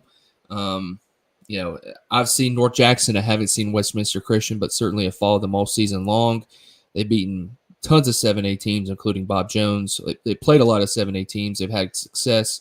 They beat Bob Jones in the middle of a week earlier this season. I see North Jackson led by Carson Smith. Man, he can flat mash in the middle of their order. They've got other players too who we've talked about in the past. They're rolling and have seemed to be over the course of the end of the regular season and into the playoffs. But I'm going to go Westminster Christian. Haven't seen them, but just listening to, looking at their box scores, listening to you talk about them after you saw them against Chatterton. I just think the brand of baseball that they play, they commit to one approach. They, are tough to strike out. Sean Lipinskis as well as another guy in the middle of that order playing shortstop for them. I'm going to go Westminster Christian here to advance to the Final Four or in Class 4A. Yeah, I can't believe I left out Sean Lipinski, but that's all right. You got him. Appreciate that. And our last series in 4A, it is another top 10 matchup. You've got Deschler, the Tigers. They come in with a record of 28-7 and our number 9 ranking to end the season. Deschler swept Priceville, and that was one that we circled and lived up to the billing in the first round. They swept Priceville in round 1. Last week, they swept Asheville. They will be on the road at Corner. The Yellow Jackets come in with a 27-6 record. Corner swept Madison Academy in round 1 and then swept the defending 4A state champs Etowah Blue Devils last week. And that was one we had a scout at, and one that we knew would be a interesting series. Did you see the bomb that Brody Dunlap hit? Yes, I did. That's just power on power, man. The ball went into orbit. Yes, it did. And that's 6'4", 225 pounds. Well, that was a bomb. Yes, it was. This one will get started Thursday at 4:30. Again, it is at Corner. Listen, man, and I feel like maybe I'm wrong here, but I feel like between you and I, Austin, offline, when we've been talking about rankings and been talking about teams, I feel like I have sort of push the narrative of Deschler to you and tell you how good they are. I think you saw them earlier this year over at Chocolaco Park. That is a complete team. We have had Corner ranked in our top 5 or 6 all year long. Those arms you just mentioned, Dunlap hitting that bomb. He also starts game 1. Eli Cannon, shortstop, headed to Wallace Hansville will throw game 2. I think he's an outfielder. Did I say shortstop? Yes, yeah. I'm sorry. He's an outfielder. Spins a tight breaking ball, can really pitch, quick arm. Nasty splitter. Remember his splitter at the fall games 2 years ago? Yep, I do. At Montevallo, that's correct. And you got Brendan Connor, his status, pitching, how long he can go, don't know that. They've shown that he can be a back end guy for them, but regardless, he can affect games with the bat. There's no doubt about it. You got Cole Raspberry at first base. Catcher, I think. Okay, I think he was at first base last year, maybe. Yeah, I haven't seen him this year. I may be completely off base, but I know he can hit. He's going to Hansville. Listen, for another reason, from an arm standpoint, I'm going to go corner here. I like their arms. Last year didn't finish the way they wanted it to. I think that's a different looking team this year. I think they've got a little bit more. I ain't gonna say more, but they're carrying themselves with the professional approach that they didn't like how last season ended, and I like them to get a tight win over Deshler this week and advance to the Final Four. Yeah, that last week's series against Etowah seemed to be that, especially that first game. I think it was a pretty close game, and then they were able to pull away late in the second game. Man, you just the corners, those headline pieces that they have with Connor, Dunlap, Raspberry, and Cannon. All three of those pitchers, Dunlap, Cannon, and Connor, are all upper 80s. Dunlap was up to 92 last week in his start. But Deshler is complete as well. When I saw them, Price Thornton, Garrett Reed, Aiden Noyola, they have the pieces, same amount of pieces as corner does. I just think the star power, the headline names, I think corner has the advantage. I'm going to go with the Yellow Jackets as well. And with it being at home, give me corner to advance to the Elite Eight, or to the advance to the Final Four in Class 4A. And that'll take us to 5A. Man, it's great seeing an hour 26 through 4 classifications. I hear you. We are into 5A. And man, I do have to start off by saying this 5A matchup. You didn't pick it. What's that? You didn't pick it. That's what I'm saying. I've got to start by saying to my friends at Tallahassee and my friends at Mobile Christian, I picked against both of you last week, and you both proved me wrong. So again, I'll be the first one to tell you this matchup. Again, we talked Tallahassee. They will be on the road this week. They come in with a record of 20-8. They finished right outside of our top 10. Tallahassee defeated Marbury 2 out of 3 in round 1, and they defeated number 2 Gulf Shores 2 out of 3. So, man, Tallahassee has been pushed to the limit, and we've talked about it. That's not a bad thing. I mean, they've had to earn their way here. They are traveling to our number 5 team, the Leopards of Mobile Christian. Mobile Christian comes in with a record of 20-10. In round 1, Mobile Christian swept Demopolis. And then in round 2 last week, Mobile Christian beat Shelby County fairly convincingly, and that was a really hot Shelby County team. But you look at Tallahassee, man, what a win over number 2 Gulf Shores, a team that had lived all year at the top 3 or 4 of our rankings. So, man, these are 2 teams coming in very hot, 2 teams that have been pushed, 2 teams that, have had great years, and they're meeting up in the Elite Eight. This one will get started tomorrow at 4:30. Again, it is at Mobile Christian. So I have the opportunity to pick against one of these teams for the 3rd time, and I've got an opportunity to pick. I took Mobile Christian in round 1. I apologize. Yes, I took Mobile Christian in round 1, but I picked against Tallahassee for the first 2 weeks. And I think I'm going to give the Tallahassee people more reason to let me know if they win this week, because I've got to go with Mobile Christian. Tallahassee, there's something going on there right now, winning back-to-back 2 out of 3 series against good teams. But we've talked about Mobile Christian, that offensive lineup.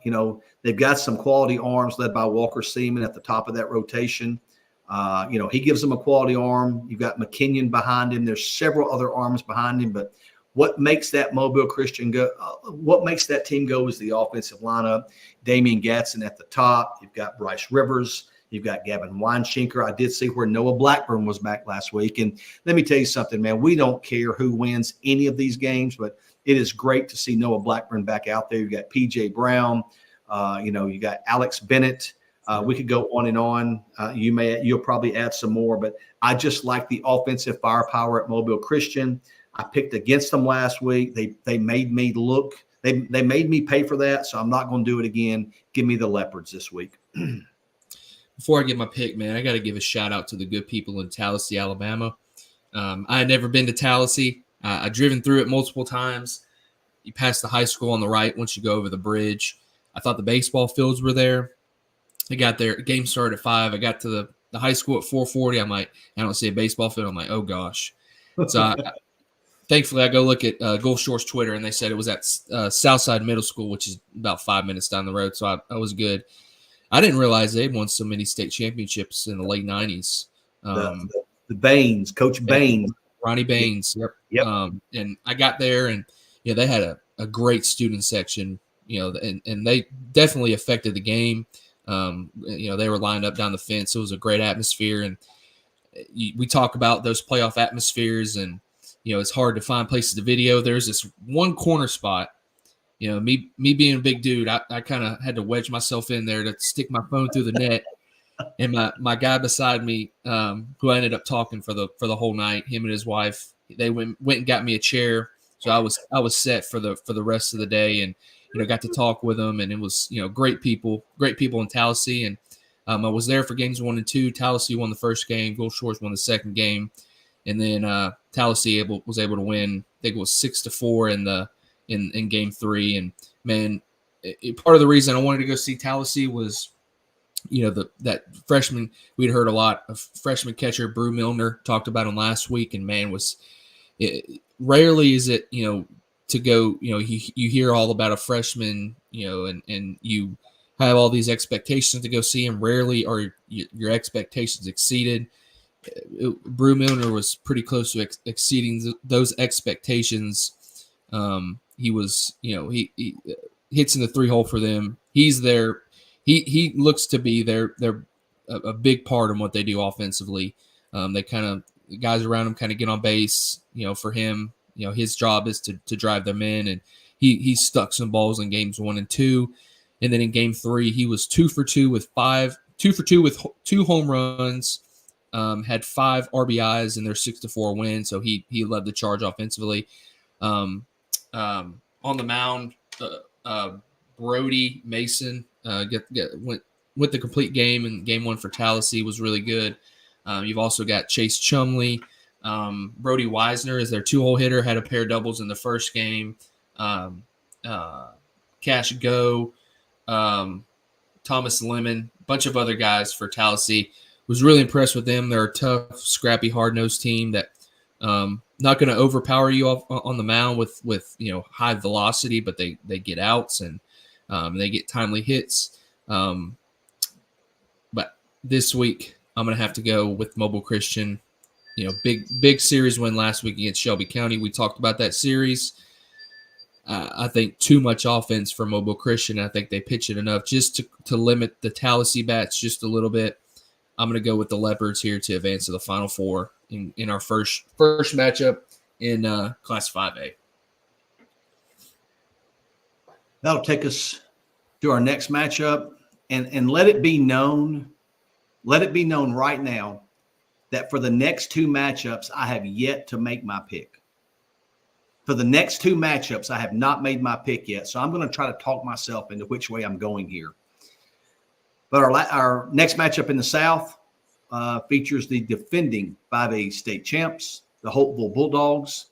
They come in. They finished the season ranked number 9, scuffled a little bit during the season, got hot late, which is what they did last year, coming with a record of 22-13.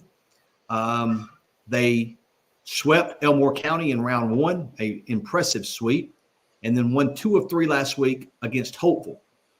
Against Headland. Yeah. I apologize. There's those 2 names starting with an H. But they swept. They won 2 of 3 against Headland last week. They are on the road at Valley. The Rams finished right outside of our top 10. They come in with a record of 24-5. And I will tell you, I picked Valley in round 1 to beat Alberta.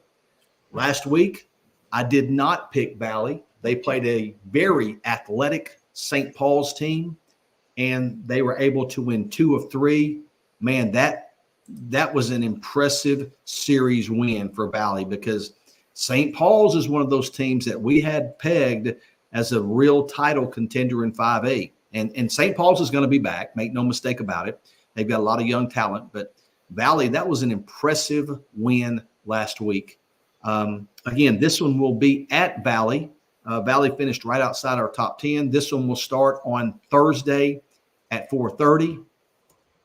I'm trying to talk slow and I'm trying to delay. And, obviously you look at Valley. You mentioned a lot of those players last week. Headline Jackson Sanders, Auburn signee, MLB draft prospect.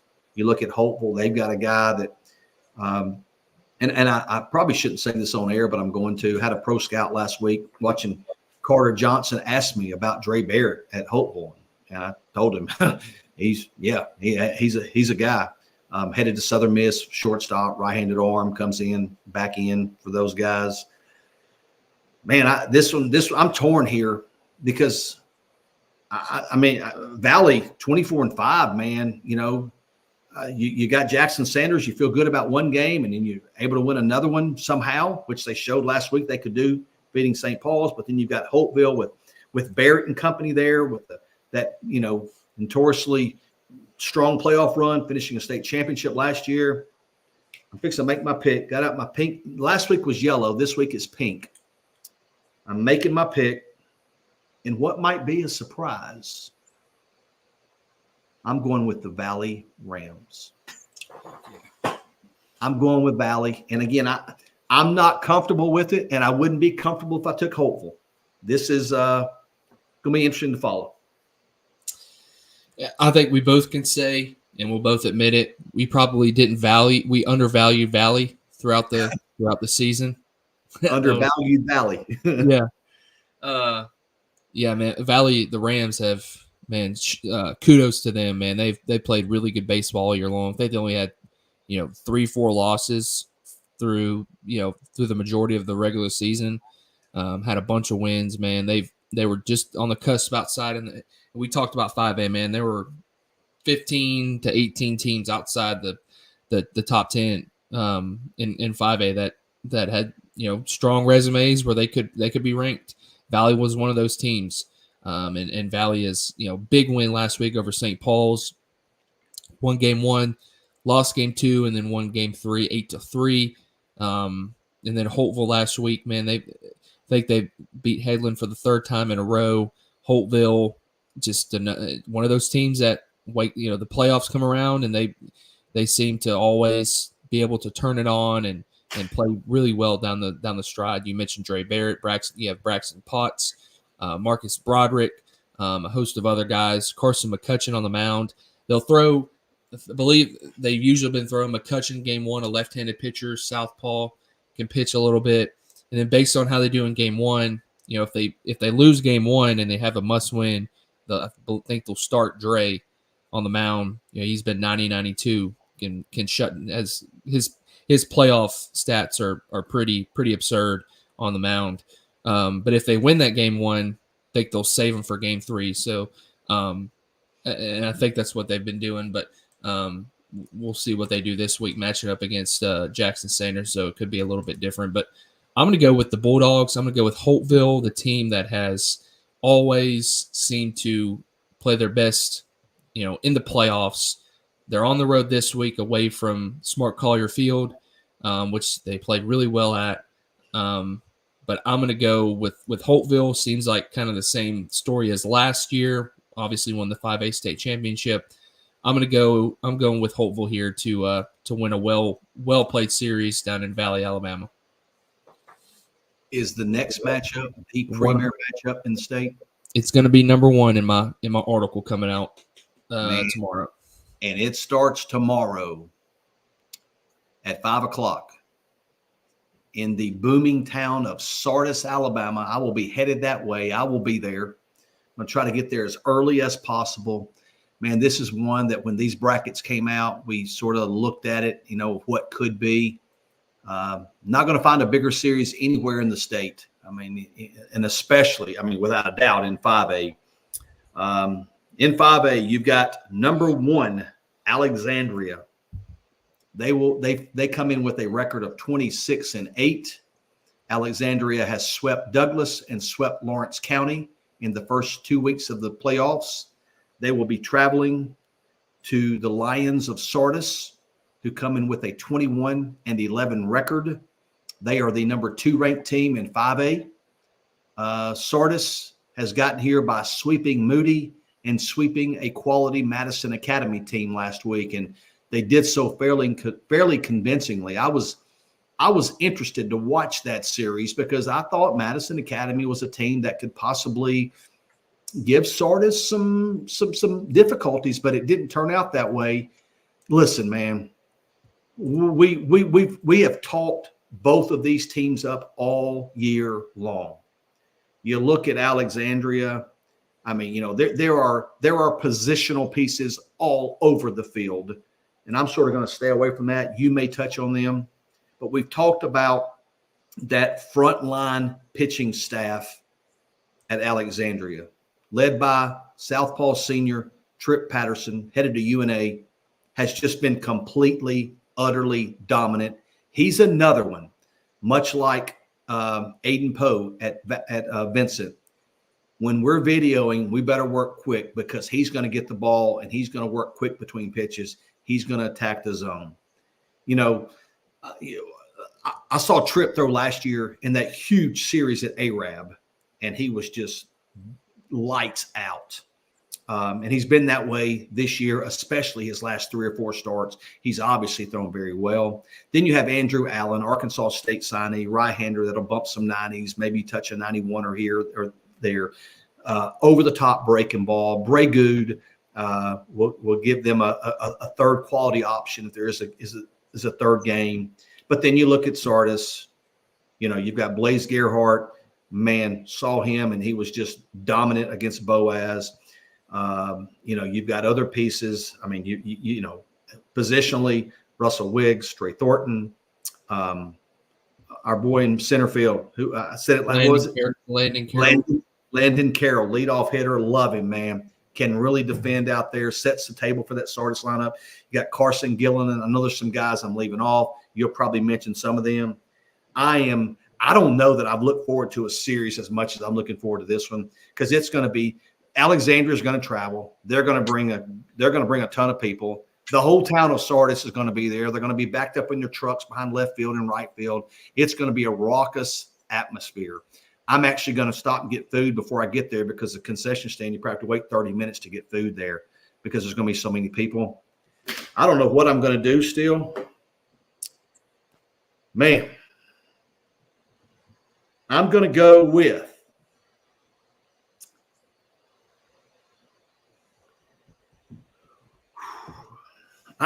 you want to make yours first? No, you're making your pick. I really don't know which way to go. I'm just going to call this a tie and not pick. Yeah. Listen, man, I'm not comfortable doing this. I'm really not. I'm not comfortable making this pick. But they came up just short last year. Dang. They came up just short last year. They returned 8 pieces and added a quality transfer. Alexandria is the same thing. They return all their pieces and their arms. And since I know you're going Sardis, I just swapped in the last 5 seconds. I'm going to go Alexandria just so we can split this. So all of those. Pick who you want. I'm gonna go Alexandria. You're the one that's got to wear it when you go to the game. I'll be in Westbrook Christian. I'll be fine. I got it. I can't change. I'm going Sardis. I'm sorry. I'm going Sardis. Here it is. I'm making it now. Give me Sardis. I like the offensive firepower at Sardis. Now, they're not going to score 6, 7, 8 runs against their arms, but I like them to scratch across just enough to get the win. And I'm not comfortable with it. My palms are sweaty right now, man. I'm gonna enjoy watching it. Go ahead, Austin. Man, there's something in me that wants to pick Alexandria just to do it. To cut down on that gap, but God, and that's the Alexandria people tomorrow can tell me that they like you a lot better than they like me, man. Yeah. Sardis is freaking. They're Sardis is good. Yeah. So is Alexandria. Yeah. Who's Sardis' game 2? We'll go Lowry. He threw. I haven't seen a game 2 of theirs, but I saw Lowry against James Clemens earlier this year, and he was good. Or at James Clemens, yeah, he's good. I'm gonna go pitch in depth. depth. Oh, Alexandria has pitching depth. I agree. Pitching depth. Gearhart, chalk one up for Stardust, game 1. Who does Alexandria throw against Gearhart? Oh, yeah, I forgot. Who are they going to throw against him? Yeah. They going Southpaw? They going Andrew Allen? Or I'd go Bray Good. I don't know. Game 1. And then you got Patterson and Allen behind him in games 2 and 3. But you got to win one of those first two. You got to. Yeah. You'll win one with Patterson and Allen.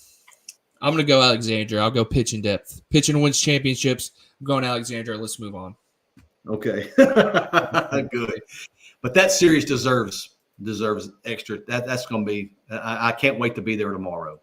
Our last matchup in 5A is another top 10 matchup. You've got number 7 Springville. They come in with a record of 27-9. Springville swept Ardmore in round 1. Plays through game 2 last week. Oh, did it? Yeah. Okay. So here's the thing. If you are Alexandria with the pitching depth that you mentioned, you don't know what Sardis is going to do this week. Yeah. Is he going to go 1 or is he going to go 2? So that's, again, there's a lot of little intricacies involved in this series, and I can't wait to be there. So it's going to be a good one. But Springville, as I said, come in with a record of 27-9. They finished the season ranked number 7. They swept Ardmore and they swept Southside, two quality teams that they've beaten in the first 2 rounds. They will be on the road at number 6, the Russellville Golden Tigers.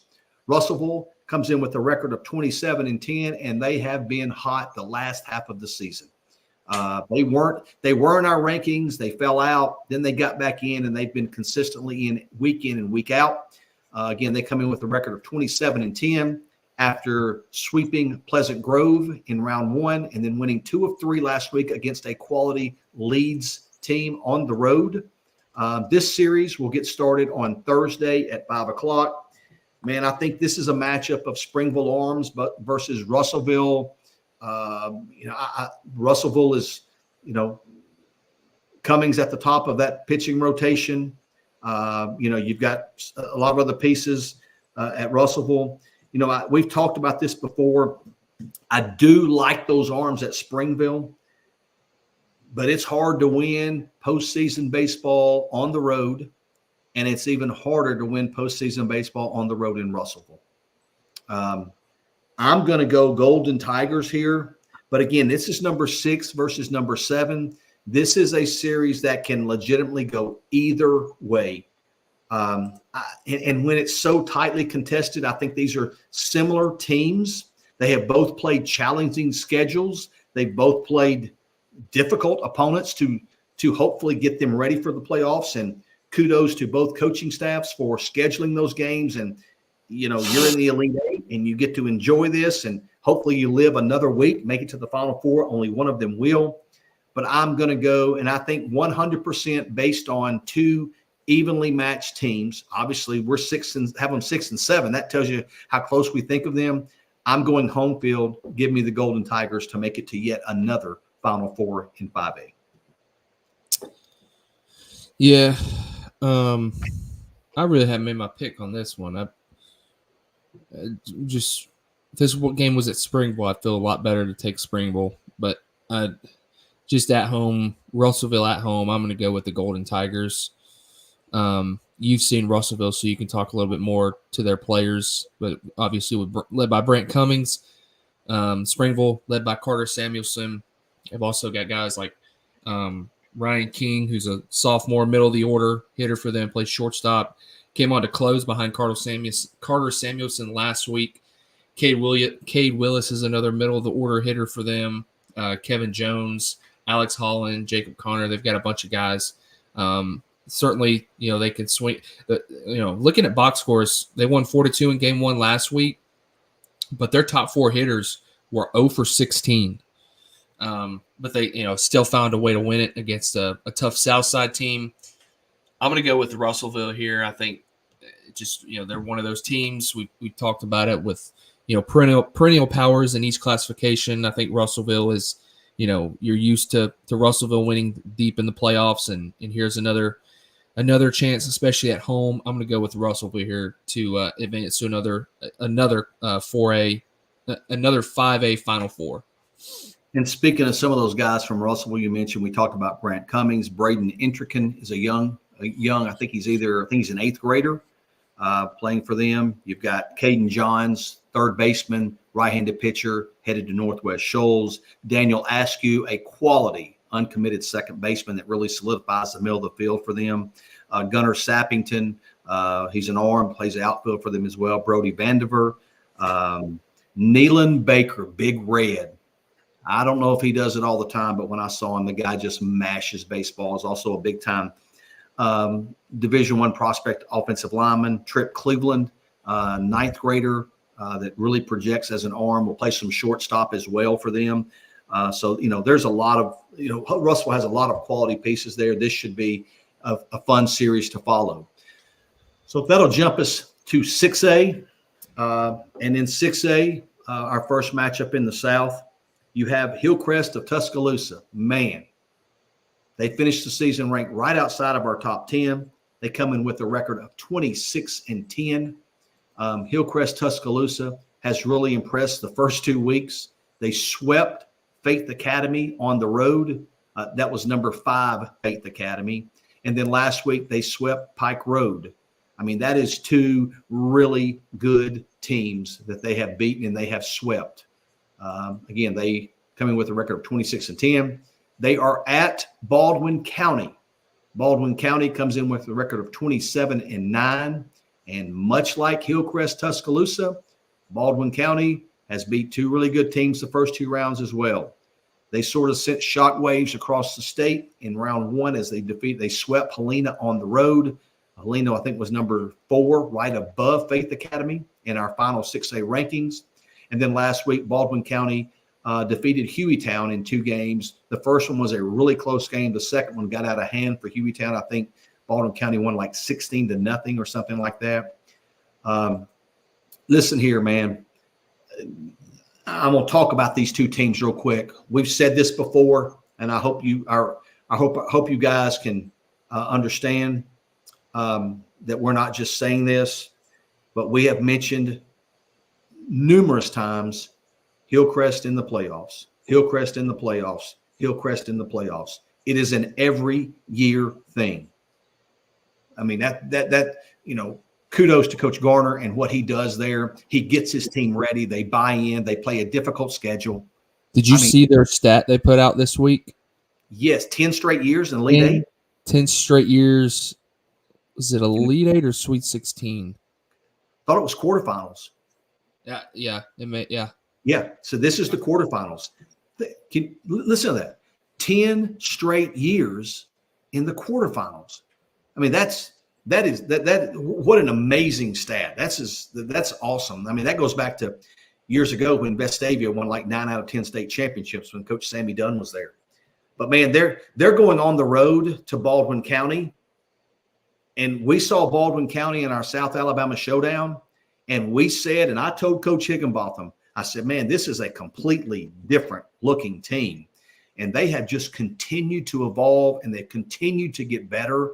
And because of that, they find themselves in the Elite 8. I mean, I guess you can say these are 2 teams that have maybe taken different paths, as Hillcrest is a notorious state deep, they make deep runs in the state. And Baldwin County, they have really progressed in the last 2 years.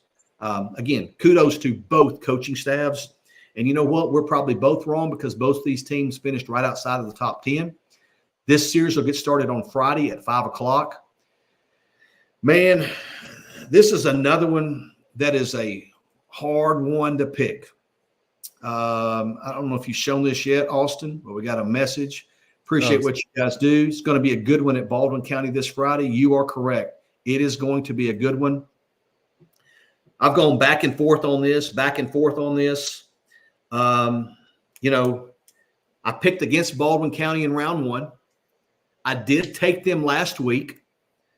I picked against Hillcrest in round 1, and I took them last week. So I've picked against both these teams once, and I picked for them once.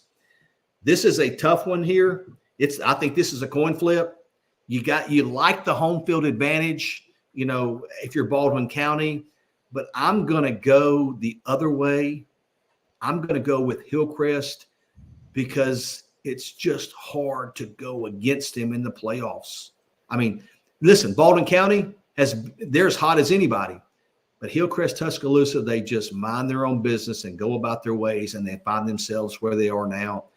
Give me Hillcrest this week in one that I'm not comfortable going either side this in this matchup. This is another spot for me where I'm going to go against you. Mm-hmm. I think if you would have picked Baldwin County, I would have picked Hillcrest. Yep. Both of these teams are pretty similar coming into this matchup, riding some real hot streaks, and especially Baldwin County at home. Give me Baldwin County, led by Quincy Walters, Eli Woody. Those two arms on the mound that they have. And then you look at Hillcrest Tuscaloosa, led by Evan Williams and Jackson Henderson. Two really evenly matched teams, two, pretty upperclassmen led teams as well. Give me Baldwin County at home to try to get a game back from you this week. And you mentioned it. We're both going to this pick just hoping. I don't think either one of us are going in expecting. I don't think we expect this our pick to click. We're just hoping we get a win here, right? Right. I mean, that's how evenly these two teams are. Moving on, another matchup in 6A. You've got Wetumpka. Wetumpka finished right outside of our top 10. They have a record of 24-14. Wetumpka finds their way here by defeating Brookwood. They swept Brookwood in round one. And then last week went on the road and beat a quality Benjamin Russell team, 2 out of 3. And I know it was one that I picked Benjamin Russell based on pitching depth. So kudos to Coach Dismukes and Wetumpka going on the road. And you're fixing to ruin what I was going to say, man. Did you see the video on Twitter of Wetumpka on the bus coming back, man? Mm-mm. Oh, man, you got to see it. Coach Dizzy's dancing, hollering. It was awesome. It was awesome. So Wetumpka, again, they right outside of our top 10 in 6A. They are on the road at Spanish Fort this week. Spanish Fort finished the season ranked number 9 in our latest ranking. They come in with a 26-10 record. Spanish Fort, hey, the people at Spanish Fort, I picked against you last week. I will take that crow. I will eat that crow. Spanish Fort swept Calera in round 1, and then last week, surprisingly, not surprising that they won, but surprisingly a sweep over Saraland last week. That was a rematch of a great Final Four series a year ago.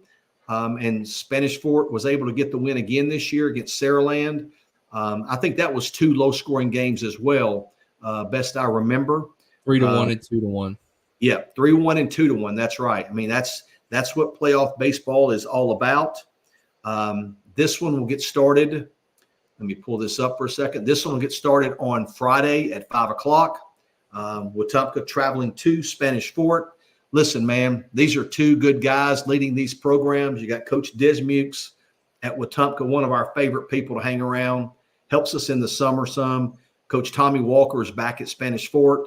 Obviously has had success everywhere he's been as a head coach, and is continuing what he built at Spanish Fort. And then, Coach J.D. Pruitt came in behind him. And now Coach Walker is back.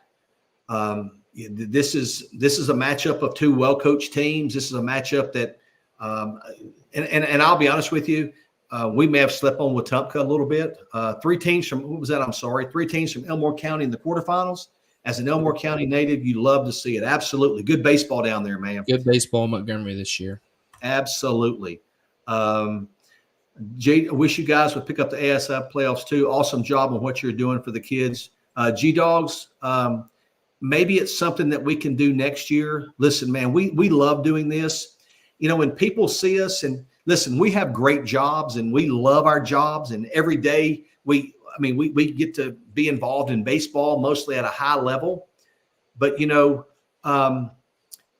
there is a lot of work, man, writing scouting blogs and just the content. There's a ton of work, and we feel like some days we're just barely keeping our head above water in what we're doing.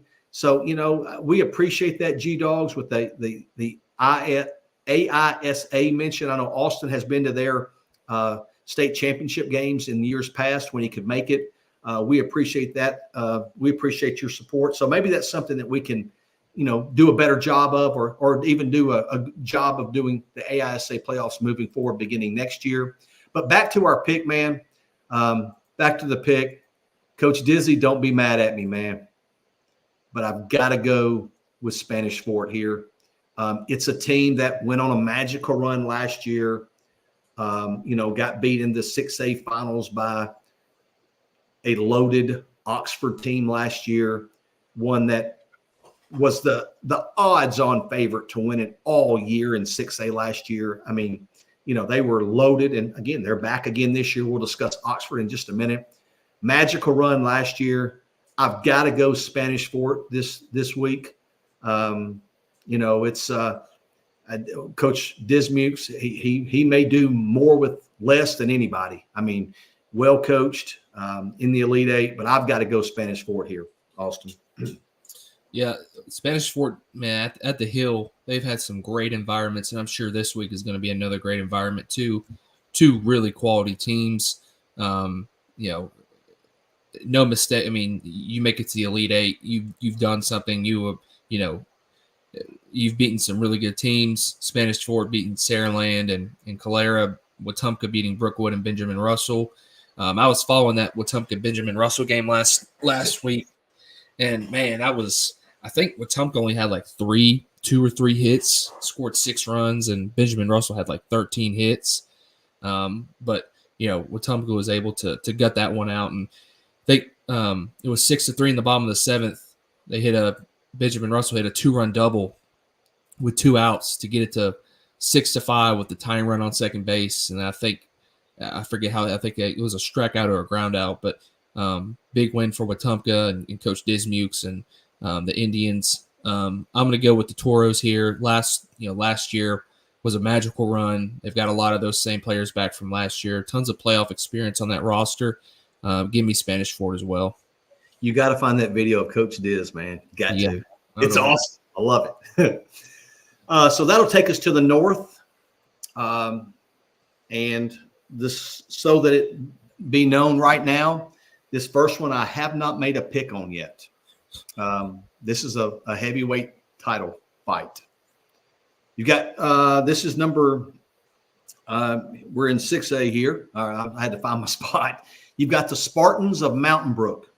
They finished the season ranked number 3 in our poll. They come in with a record of 29-6. Round 1, they took 2 of 3 from Muscle Shoals before sweeping Mortimer Jordan last week. They are on the road. So you've got number 3 at number 2, the Yellow Jackets of Oxford. Oxford comes in with a 29-9 record.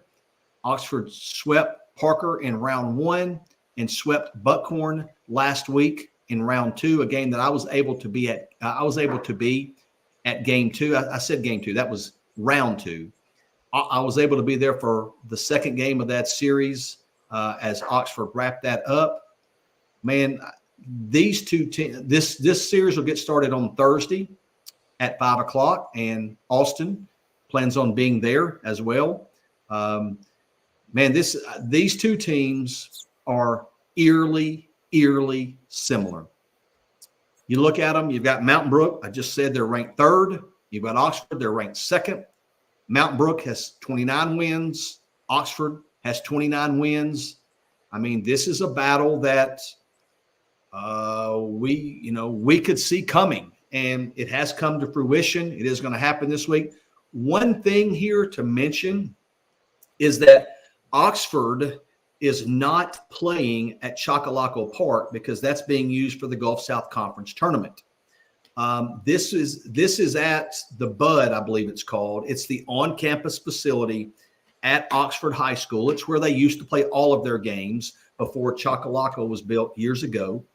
And it is a tight environment. Some the seats, the bleachers are a little higher, so you're right on top of the action. There's going to be people all down the lines around the outfield fence. I think they're shutting the field. They're shutting the road down. Yeah. Behind, so because there's going to be so many people there. They're shutting the road down behind right field. And you mentioned behind right field, okay? When they built that field, they were landlocked, and they couldn't extend right field because the road was so close to the field. And because of that, that right field line is a little bit shorter. And then you look and you think about it, you see all of those left-handed bats in that Oxford lineup. That could play a factor here because they probably got 5 or 6 left-handed bats there. They're mostly right-handed, I think. Oxford? Yeah. They've got Nick Richardson, you've got Carter Johnson, you've got R.J. Brooks. Yeah. You've got Rocco, yeah, switches. Maybe a couple more. But anyway, yeah, I mean, my point here is this could be a rather high scoring series because we talked about how eerily similar these two teams are. I think they're both really offensive. I think they can put up a ton of runs. We saw it with Mountain Brook in round 1. Okay. We've seen it with Oxford for all season. Both of these pitching staffs are going to have to pitch well to keep their team in it. I also believe, I'm not letting the cat out of the bag here, but I also believe the availability of Caleb Barnett is a question because he did not play last week, I don't think. I'm going to go back and double check that. I know he did not throw. Yeah, I'm sure he played. Yeah, I don't think he did. I'll go back and double check. Man, this series is what you look for in an Elite Eight type, Final Four type series. By the slightest of margins,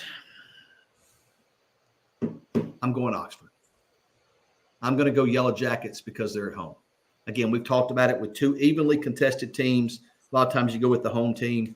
Give me Oxford. They still practice there. They're used to those confines. I'm going to go Yellow Jackets. Yeah, give me Oxford as well. I think it can be pretty offensive. It don't matter how short the fences are, how long the fences are. Caleb Barnett can leave the yard or whatever field he's hitting at. You've also got Hunter Keller for them, John Robichaux, who usually has thrown game 1 for them, Luke Hauser, Paul Barnett, in addition to some other guys. You talked about Oxford, those left-handed hitters with Carter Johnson, Nick Richardson, R.J. Brooks, Rocco Maniscalco. When he switch hits, you've got Forrest Heacock, Hudson Gilman, Todd Gann, and then the sophomore catcher. Heacock's catching for him. Soft. Hold up. I'm pulling it up right now. Oh, and by the way, Caleb Barnett did not play last week. Yeah. He didn't play. But they were probably holding him out to get him healthy. Some other guys, Cannon Whitman. That's it. Yeah. He's had a monster year for Oxford. And I may repeat some names that you said here, but just going. That was a lot. Yeah. And Gavin Griner came in last week when things were tight, 1-run game against Buckhorn, and completely shut Buckhorn down. Filthy breaking ball. He threw some really quality innings. Hudson Gilman has been on the shelf for weeks, and there's talk that he might be back this week. That would be a big addition to the Oxford Yellow Jackets offensive lineup. Judd Sire hitting the 2-hole for them last week. Yep. Go ahead. I'm going Oxford as well. I'll go Oxford. And this rematch from last year, the Yellow Jackets swept them. I think it's more of the same again this year. Give me Oxford as well. You think Caleb Barnett plays this week? Yeah, I'm sure. Yeah. I hope he does, man. I hope he does. And so we'll get to our last matchup in 6A. You have Athens. Athens finished right outside of the top 10 in our last PBR, our prep baseball top 10 in 6A. They come in with a record of 25-12. Last week, in the last 2 weeks, Athens swept Pinson Valley in round 1. Last week, they defeated Gardendale 2 out of 3. They won game 1 4-3, got beat game 2 8-0, and then won the third game, I think, like 6-0 or 5-0. I was able to be at that first game last week at Athens, and you talk about a great environment. That was what high school baseball should be about. Gardendale brought a ton of people. Athens had a ton of people. It was awesome. It was a great game, great atmosphere. But Athens was able to win that series in 3 games. This week, Athens will be on the road. They will be on the road at number 1, Hartselle. They'll be the Tigers come in with a 28-8 record. Hartselle swept Homewood, the number 10 team in 6A at the time. They swept Homewood they swept Homewood in round 1. And then last week, Hartselle was able to take 2 out of 3 from Pell City to advance to the Elite 8. And we mentioned last week on our podcast that could be an interesting series for Hartselle. And it did go 3 games, but Hartselle was able to win that game 3. They pulled away late and was able to get that win and move on to the Elite 8, as we just talked about. This one will get started on Thursday at 5 o'clock in Hartselle, as I've already mentioned. I think this is strength versus strength. Athens has pitched the ball well all year long. Last week was no exception. I saw Grayson Hayes in game 1, man. He just carved, 84, 85, but really good breaking ball, changeup, missed barrels, really forced a lot of soft contact. Listen, in a 4-3 game, he was forced to make some huge pitches against some of Gardendale's better hitters late in the game. I mean, it was high intense, and he did just that. They've got some other arms as well, but I was impressed with him with what I saw. But then on the flip side of it, you look at Hartselle. We've talked about that offensive lineup 1 through 9 all year. Man, listen, there's no chance you can just exhale and just, hey, all right, here's the 8 hole. I can just throw fastballs by him. There are no easy outs in that Hartselle Tigers order. Man, they've been a juggernaut all year offensively. Again, strength versus strength. I just think there's too much depth in that offensive firepower lineup for Hartselle, especially back at home. That's a tough place to win as well. If there's a team that can do it, it might be the Golden Eagles of Athens, but I'm going to go with Hartselle here to advance to the Final Four. Yeah, I'm going with Hartselle as well, our number 1 team in 6A. But Athens, supremely talented as well, especially on the mound with a lot of depth. Big series win last week against Gardendale, and then Hartselle was able to beat Pell City, a good Pell City club on the road, and got beat in game 2, I think 3-1 by Braley Smith. I think you said that, didn't you? Yeah, last week on the podcast, man, we really talked about Braley Smith and how good he was, and really, gave a 30-second thing about how good he was last week, and that came to fruition as we talked about. Yeah, said he could beat anybody, and yep. You beat Hartselle. Yep. But I'm going to go with the Tigers as well. They're back in the Elite 8. I think I know for the 3rd straight year. They probably have made it, many a times the last decade with Coach Booth, and give me Hartselle as well to advance to the Final Four in Class 6A once again. Yep, and that's going to be one to follow. I think Athens can absolutely hang in there, and Athens can win that series. I mean, there's no doubt about it. So that's going to be another intriguing one. I didn't say interesting. I said intriguing, Austin. I've held away from that. So we'll move to our final classification, which is the largest classification in the state. That's 7A. Again, these teams, they started a week later in 7A, so they've only played 1 series so far. Our first matchup in 7A. It is a top 10 matchup. You've got the Hornets of Baker. They come in. They were ranked 6th in our final poll. They have a record of 29-6. They are at Central Phoenix City, our number 1 team, who come in with a 35-3 record. And I believe it was just released that Central Phoenix City is number 6 in the country. I believe it is in our prep baseball top 50 across the country. That's a great being ranked that high nationally is impressive. Central Phoenix City swept Prattville last week. 2 fairly close games, man. I think it was like 4-2, 3-1, something like that. I may be wrong. What's that? It's just what they do. That Central that's right. That's all they do is they just win. And Baker swept Daphne last week. Again, this one will be at Central Phoenix City. And this one starts at 4:30. I believe that is 4:30 Central time.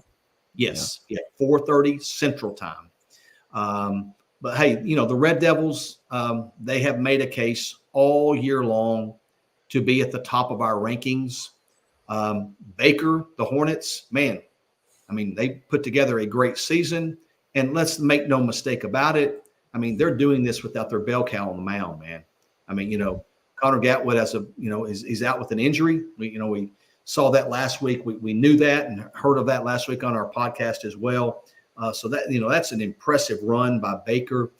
Man, we've talked about it. Central, just a bunch of guys that get after it. They play for a common goal. They play to win. That's all they care about is winning. And it's hard. I can't go against Central. Again, if Baker's playing anywhere else, man, it might be I'm picking Baker if they're playing anybody else. But Central has just asserted themselves as one of, I'm not saying the one, but as one of the legitimate 7A title contenders this year. And I like them to advance to the Final Four.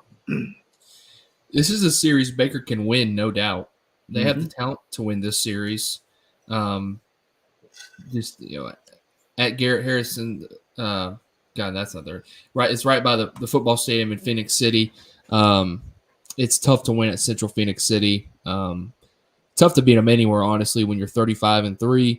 But led by Landon Beaver, Emery Yon, Kason Page at the top of that order, Hunter Whippert, Sam Brown, a bunch of other guys they're just tough to strike out. They take good at bats, have good approaches, and they've swung it well all season long. Looking at Baker, I said last week that series against Daphne would be closer than was expected, but Baker held Daphne to 2 total runs combined by Bryson Sudduth and Bryant Durbin on the mound, both going complete games. You've got Ethan Santos at the top of the order, Camden Payne in the 3-hole for them. But I'm going to go with Central Phoenix City again at home. Give me the Red Devils, and like you said, one of those teams that have a real chance to win the blue map in Class 7A this season. Our next matchup is another top 10 matchup. You've got the Pirates. I think they're all top 10. That's correct. James Clemens is right outside the top 10. Are they? I don't know. Yeah, I think they're right outside because I believe that's right. Fairhope comes in with a record. The Pirates come in with a record of 28-11 and a number 9 ranking in the 7A. Hold on just a second. Sorry. Fairhope, the Pirates come in with a record of 28-11. They are ranked number 9. They are on the road this week at the Tigers of Auburn, who come in with a record of 25-9 and are ranked number 7. So it's number 7 versus 9 here. This series will get started on Friday at 5:00. Last week, Fairhope swept MGM. And listen, MGM is a good team. Both of these teams defeated very good teams last week. Fairhope swept MGM, and Auburn was able to go on the road and sweep Enterprise. This series is at Auburn, as I've already mentioned. Fairhope has really swung the bat very well this year, and it's been consistent throughout the year. And, they have quietly to us, and that's bad to say, but they have put together an impressive season. They are in the Elite Eight, as I've already said. They're headed to Auburn. And I will say this about Auburn, and again, nothing we say is meant to be derogatory or a shot at a team or a player or a coach or anything like that. But, 3 or 4 weeks ago, 4 or 5 weeks ago, I don't know that we would have penciled Auburn in this spot in the Elite Eight. Now, Auburn is – I don't know if making the playoffs was because Smith was right there with them. Smith beat them a game, right? Yeah. Did Smith? Yeah, Smith beat them a game. And now Auburn notoriously will play a lot of people throughout the season, and then once it gets down to where it's ready to buckle up and get after it, they will usually solidify a lineup, and that's what they've done this year. And I think they've gone into being a team that they're going to get in, to now a team that, hey, man, this team could make some noise. This team could end up in Jacksonville or Oxford. Obviously, they're also playing for Coach Simo, who has announced he's retiring at the end of this season. I mean, we mentioned that last week. And I think it's just a team that's hitting on all cylinders right now. And I'm going to go with Auburn to advance this week. I think this could be, Auburn swinging it, putting runs on the board. Fairhope has been swinging it, putting runs on the board. I think there may be a fair amount of runs this week. Now, Auburn their pitching staff has come on and given some quality innings. Same as with Fairhope, but I think there's just too many bats on both sides to keep this to a 3-2 type game. I think games in the series, I think there could be a fair amount of runs scored here. I'm going to go with Auburn, and I shouldn't say this, but if you have Auburn that wins and you have Central that wins, next week could be huge. But again, they both have quality opponents to beat this week. I'm sorry, go ahead. Give me Auburn as well. Positionally on the mound, Auburn stacks up against any team in the 7A playoffs. They stack up pretty well. I mean, talent-wise, they have plenty of talent on their roster. On the mound, Michael Daniel, I think, through game 1 for them last week was 87-89. Camden Etheridge behind him was also upper 80s with a really good slider. And they've got other arms too as well, a strong stable of arms that have thrown a lot this year. And then at the plate, led by Henry Allen, Tanner Waldrop, Michael Daniel as well. A bunch of other guys who can swing it, but those are the core the 3 hitters for them. And then with Fairhope, led by Nolan Phillips, you got Brian Martin, Gavin Rehorn, I think, is their catcher. On the mound, Connor Gunnison, who's headed to West Alabama, is one of a few. They've got Jerry McDowell is another southpaw. So they have arms as well. I just like the way that Auburn is playing right now, the way they're pitching it. They're clicking on all cylinders. Give me the Tigers here to set up a potential monumental rematch in the Final Four in Class 7A. Yeah, that could be big next week. But again, they got to take care of business this week. So we'll move to the north with our last 2 predictions. And the first one, you've got number 3, Thompson. Man, before we move on, man, what a series last week between Thompson and Spain Park. Man, and let it be known that, we talk to these high school coaches a lot. And, we're happy to say that I hope 99.9% of coaches across the state we're friends with, that we know, and they support us, and we're very, very appreciative of that. Man, what a series.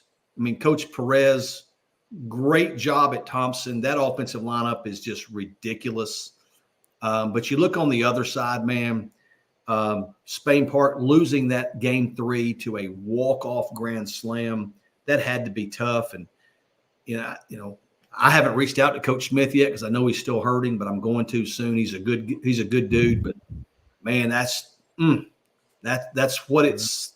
I mean, that's playoff baseball at its best. And I had to give just a quick little shout there. You go from up 3, one swing In the 7th. They were up 3 in the 7th also, and gave up 3. Yep. They gave up 3 just like that. Yep. I know. It was just, Thompson would not go away.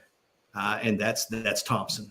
That's who they are. But you got number 3 Thompson, 28-10, as we talked about. They won 2 of 3 last week against Spain Park at home. They will be traveling to Madison to play the number 2 Patriots of Bob Jones. Bob Jones comes in with a record of 38-6. Bob Jones was able to sweep Sparkman last week. I think it was 4-0 and 4-2. This series will get started on Thursday at 4:30. And if you think I'm missing this one, you're crazy. I will be there on Thursday for this matchup. Played last year in the same round, Elite 8 matchup. Just played a fantastic series, one that Thompson was able to squeak out last year in Madison to advance to the Final Four. This is another matchup, and I'll show you my sheet here. I don't have a pick yet, and I'm picking whoever you don't pick. You are. Okay. Man.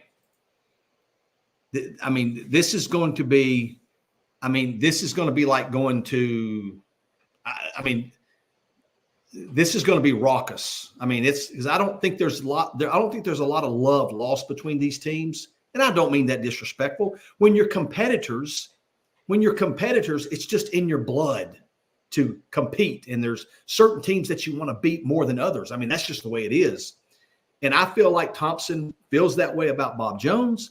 And I feel like Bob Jones feels that way about Thompson. And and I don't mean there's any ill intent there. I think there's mutual respect. Mm-hmm. Both are, we don't have to talk about how good these two teams are. Again, we talked about teams that can win it all. Both these teams can win it all. There's no doubt about it. We've said that from day one. I guess I've ad-libbed enough. I have to make a pick now because I like both of these fan bases, man. I like talking to both of them.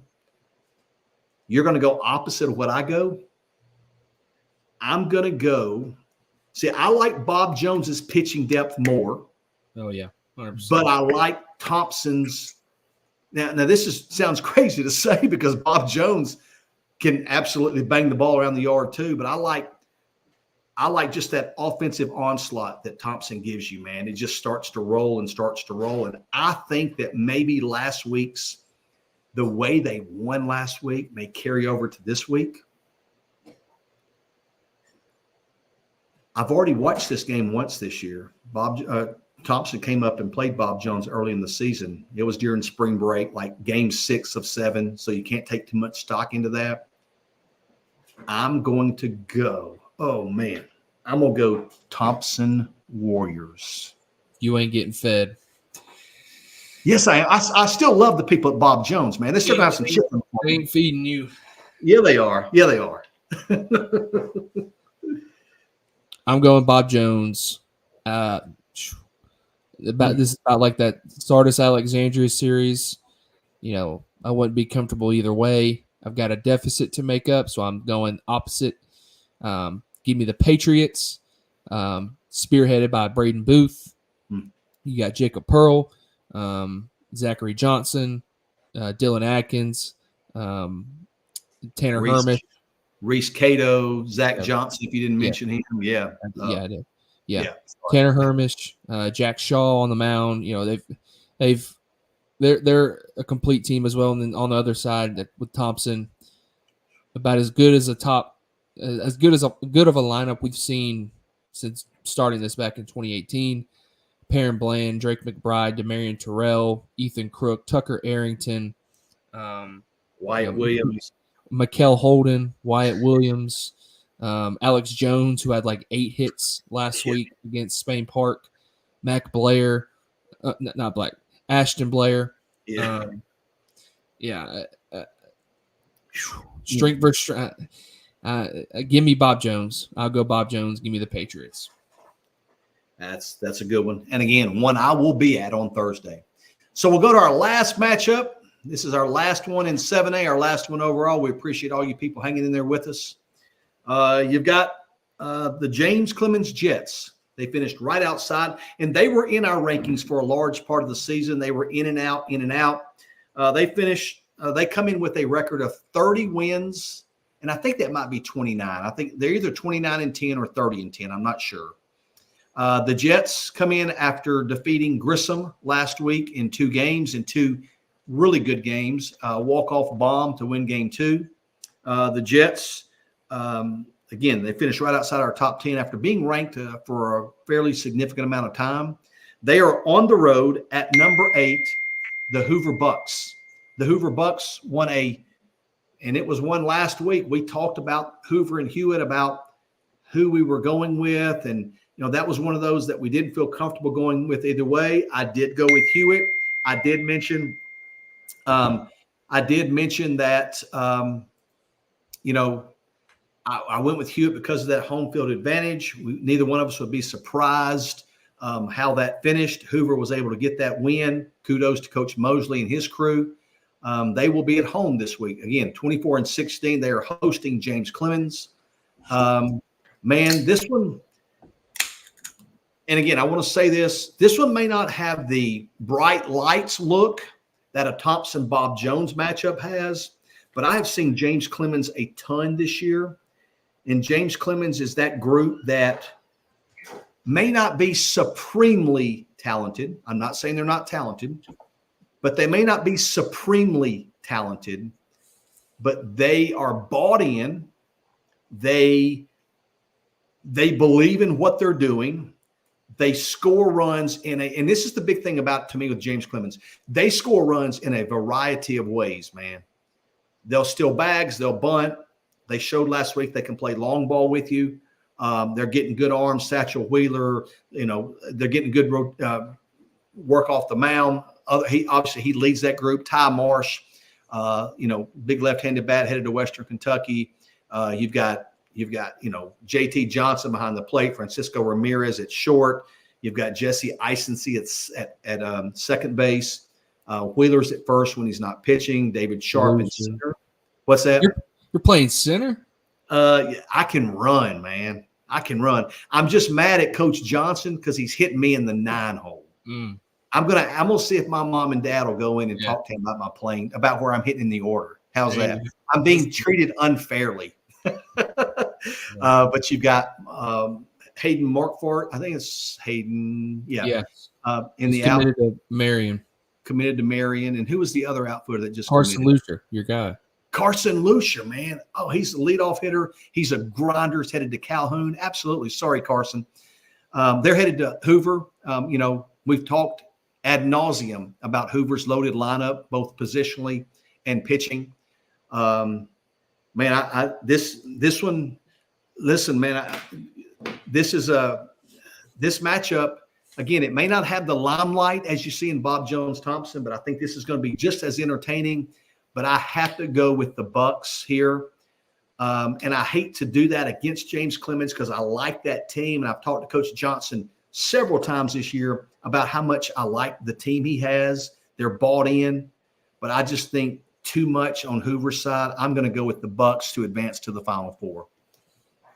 You talked about James Clemens. Looking at Hoover, you got Jackson Wood, Mason Blashy, Will Adams, kind of the big three that spearhead the top of that order. Blashy and Adams have gone on to throw a lot of innings, as has William Andre. Man, how about the outing from William Andre in Game 3 last week? Yes, like he was faced the minimum through 3 or 4, had one hit. Yeah, had one hit through 5 innings. I think he ran into trouble in the 7th, and then Maxwell Crowder came in and got I think it was a runner's interference on a double play ball that ended the game. I was trying to see what happened on the video I saw. I think I read in an article it was. But you've also got Camden Teague. Carter Jackman has really gotten healthy, had some big hits down the stretch. Brady Shepard behind the plate, Cade Finn, Andy Howard, Jonah Winston, Andrew Pitts is another senior. Was that about this series? No, that was about someone texted me and said, "Let me know how that 9-hole conversation goes." um, and outside of the players, these are two of our favorite coaches. Coach Johnson, love Coach Johnson, does a great job of James Clemens, and same thing with Coach Mosley, both highly respected in the state, and no surprise to see their teams in the Elite Eight. But I'm going to go with Hoover as well, both at with the talent on the roster, those headline names. Being at home as well, I like the Bucks. I like the Bucks to win a series that I agree. I think it could be a very tough, one of those 5-4 games. 1 run, 2 run, 3 run games. Could go 3 games. Would not be surprised. But ultimately, I'm going to go with Hoover as well in a well played series to close us out in 7A. Yeah, and I go back to what I said earlier, man. I enjoy watching James Clemens play because I mentioned it. They score in such a variety of ways, man. And as a coach on the other side, man, that's hard to defend sometimes. You got to defend the bunt. You got to do this, heads up on the bases and all that. So, yeah, I think we're set up for a huge week of baseball beginning tomorrow. Huge week of baseball. We'll be out and about Wednesday, Thursday, and Friday, possibly Saturday. We're talking to some of our other scouts to see what games we can get covered. But, man, we are over the 2,000 live views on here. We appreciate each and every one of you jumping on, and we cut it down by another hour, Austin. So maybe next week we'll be down to an hour and a half. Again, we appreciate you guys throwing in those comments and questions in the comment box there. I hope we've answered those. And again, we wish your team the best of luck this week. If you see us at a game, because we are going to be out and about all 3 days and maybe even into Saturday, depending what game 3s are still going on, please come up and speak. We do, like I said, I enjoyed speaking to the Summit to Christian people last year. Please, that would be awesome, Jason. Thank you. Yes, and please come up and see me tomorrow. Be sporting that new prep baseball gear, baby. I can't wait. That's where I was going. Yeah. That's where I was about to say is that Austin and I got in some brand new prep baseball gear, and we can't wait to go out tomorrow and wear our new stuff. So I have my new stuff on tomorrow. Chad, Austin. Here we go. Here we go. Chad, I'll give you my address. You can ship it to me. Chad, it's all love, man. It's just it's a series where you're glad your son gets to be a part of it. I mean, it's what high school sports is about. And I don't say that because it's a cliche. I mean, listen, man, my heart even gets racing a little bit when I go up to these big series. So, man, come on, Chad, you gotta hook me up, man. So they ain't feeding you. Well, man, again, thanks to all of you for joining in. I hope this has been worth your time. Please come up and speak to us. We love talking to you. Love talking to y'all, meeting new people. Best of luck to your teams. And if nothing else, we will see you next week for our Final Four preview podcast. Thanks again. Have a good day. Good luck to your teams.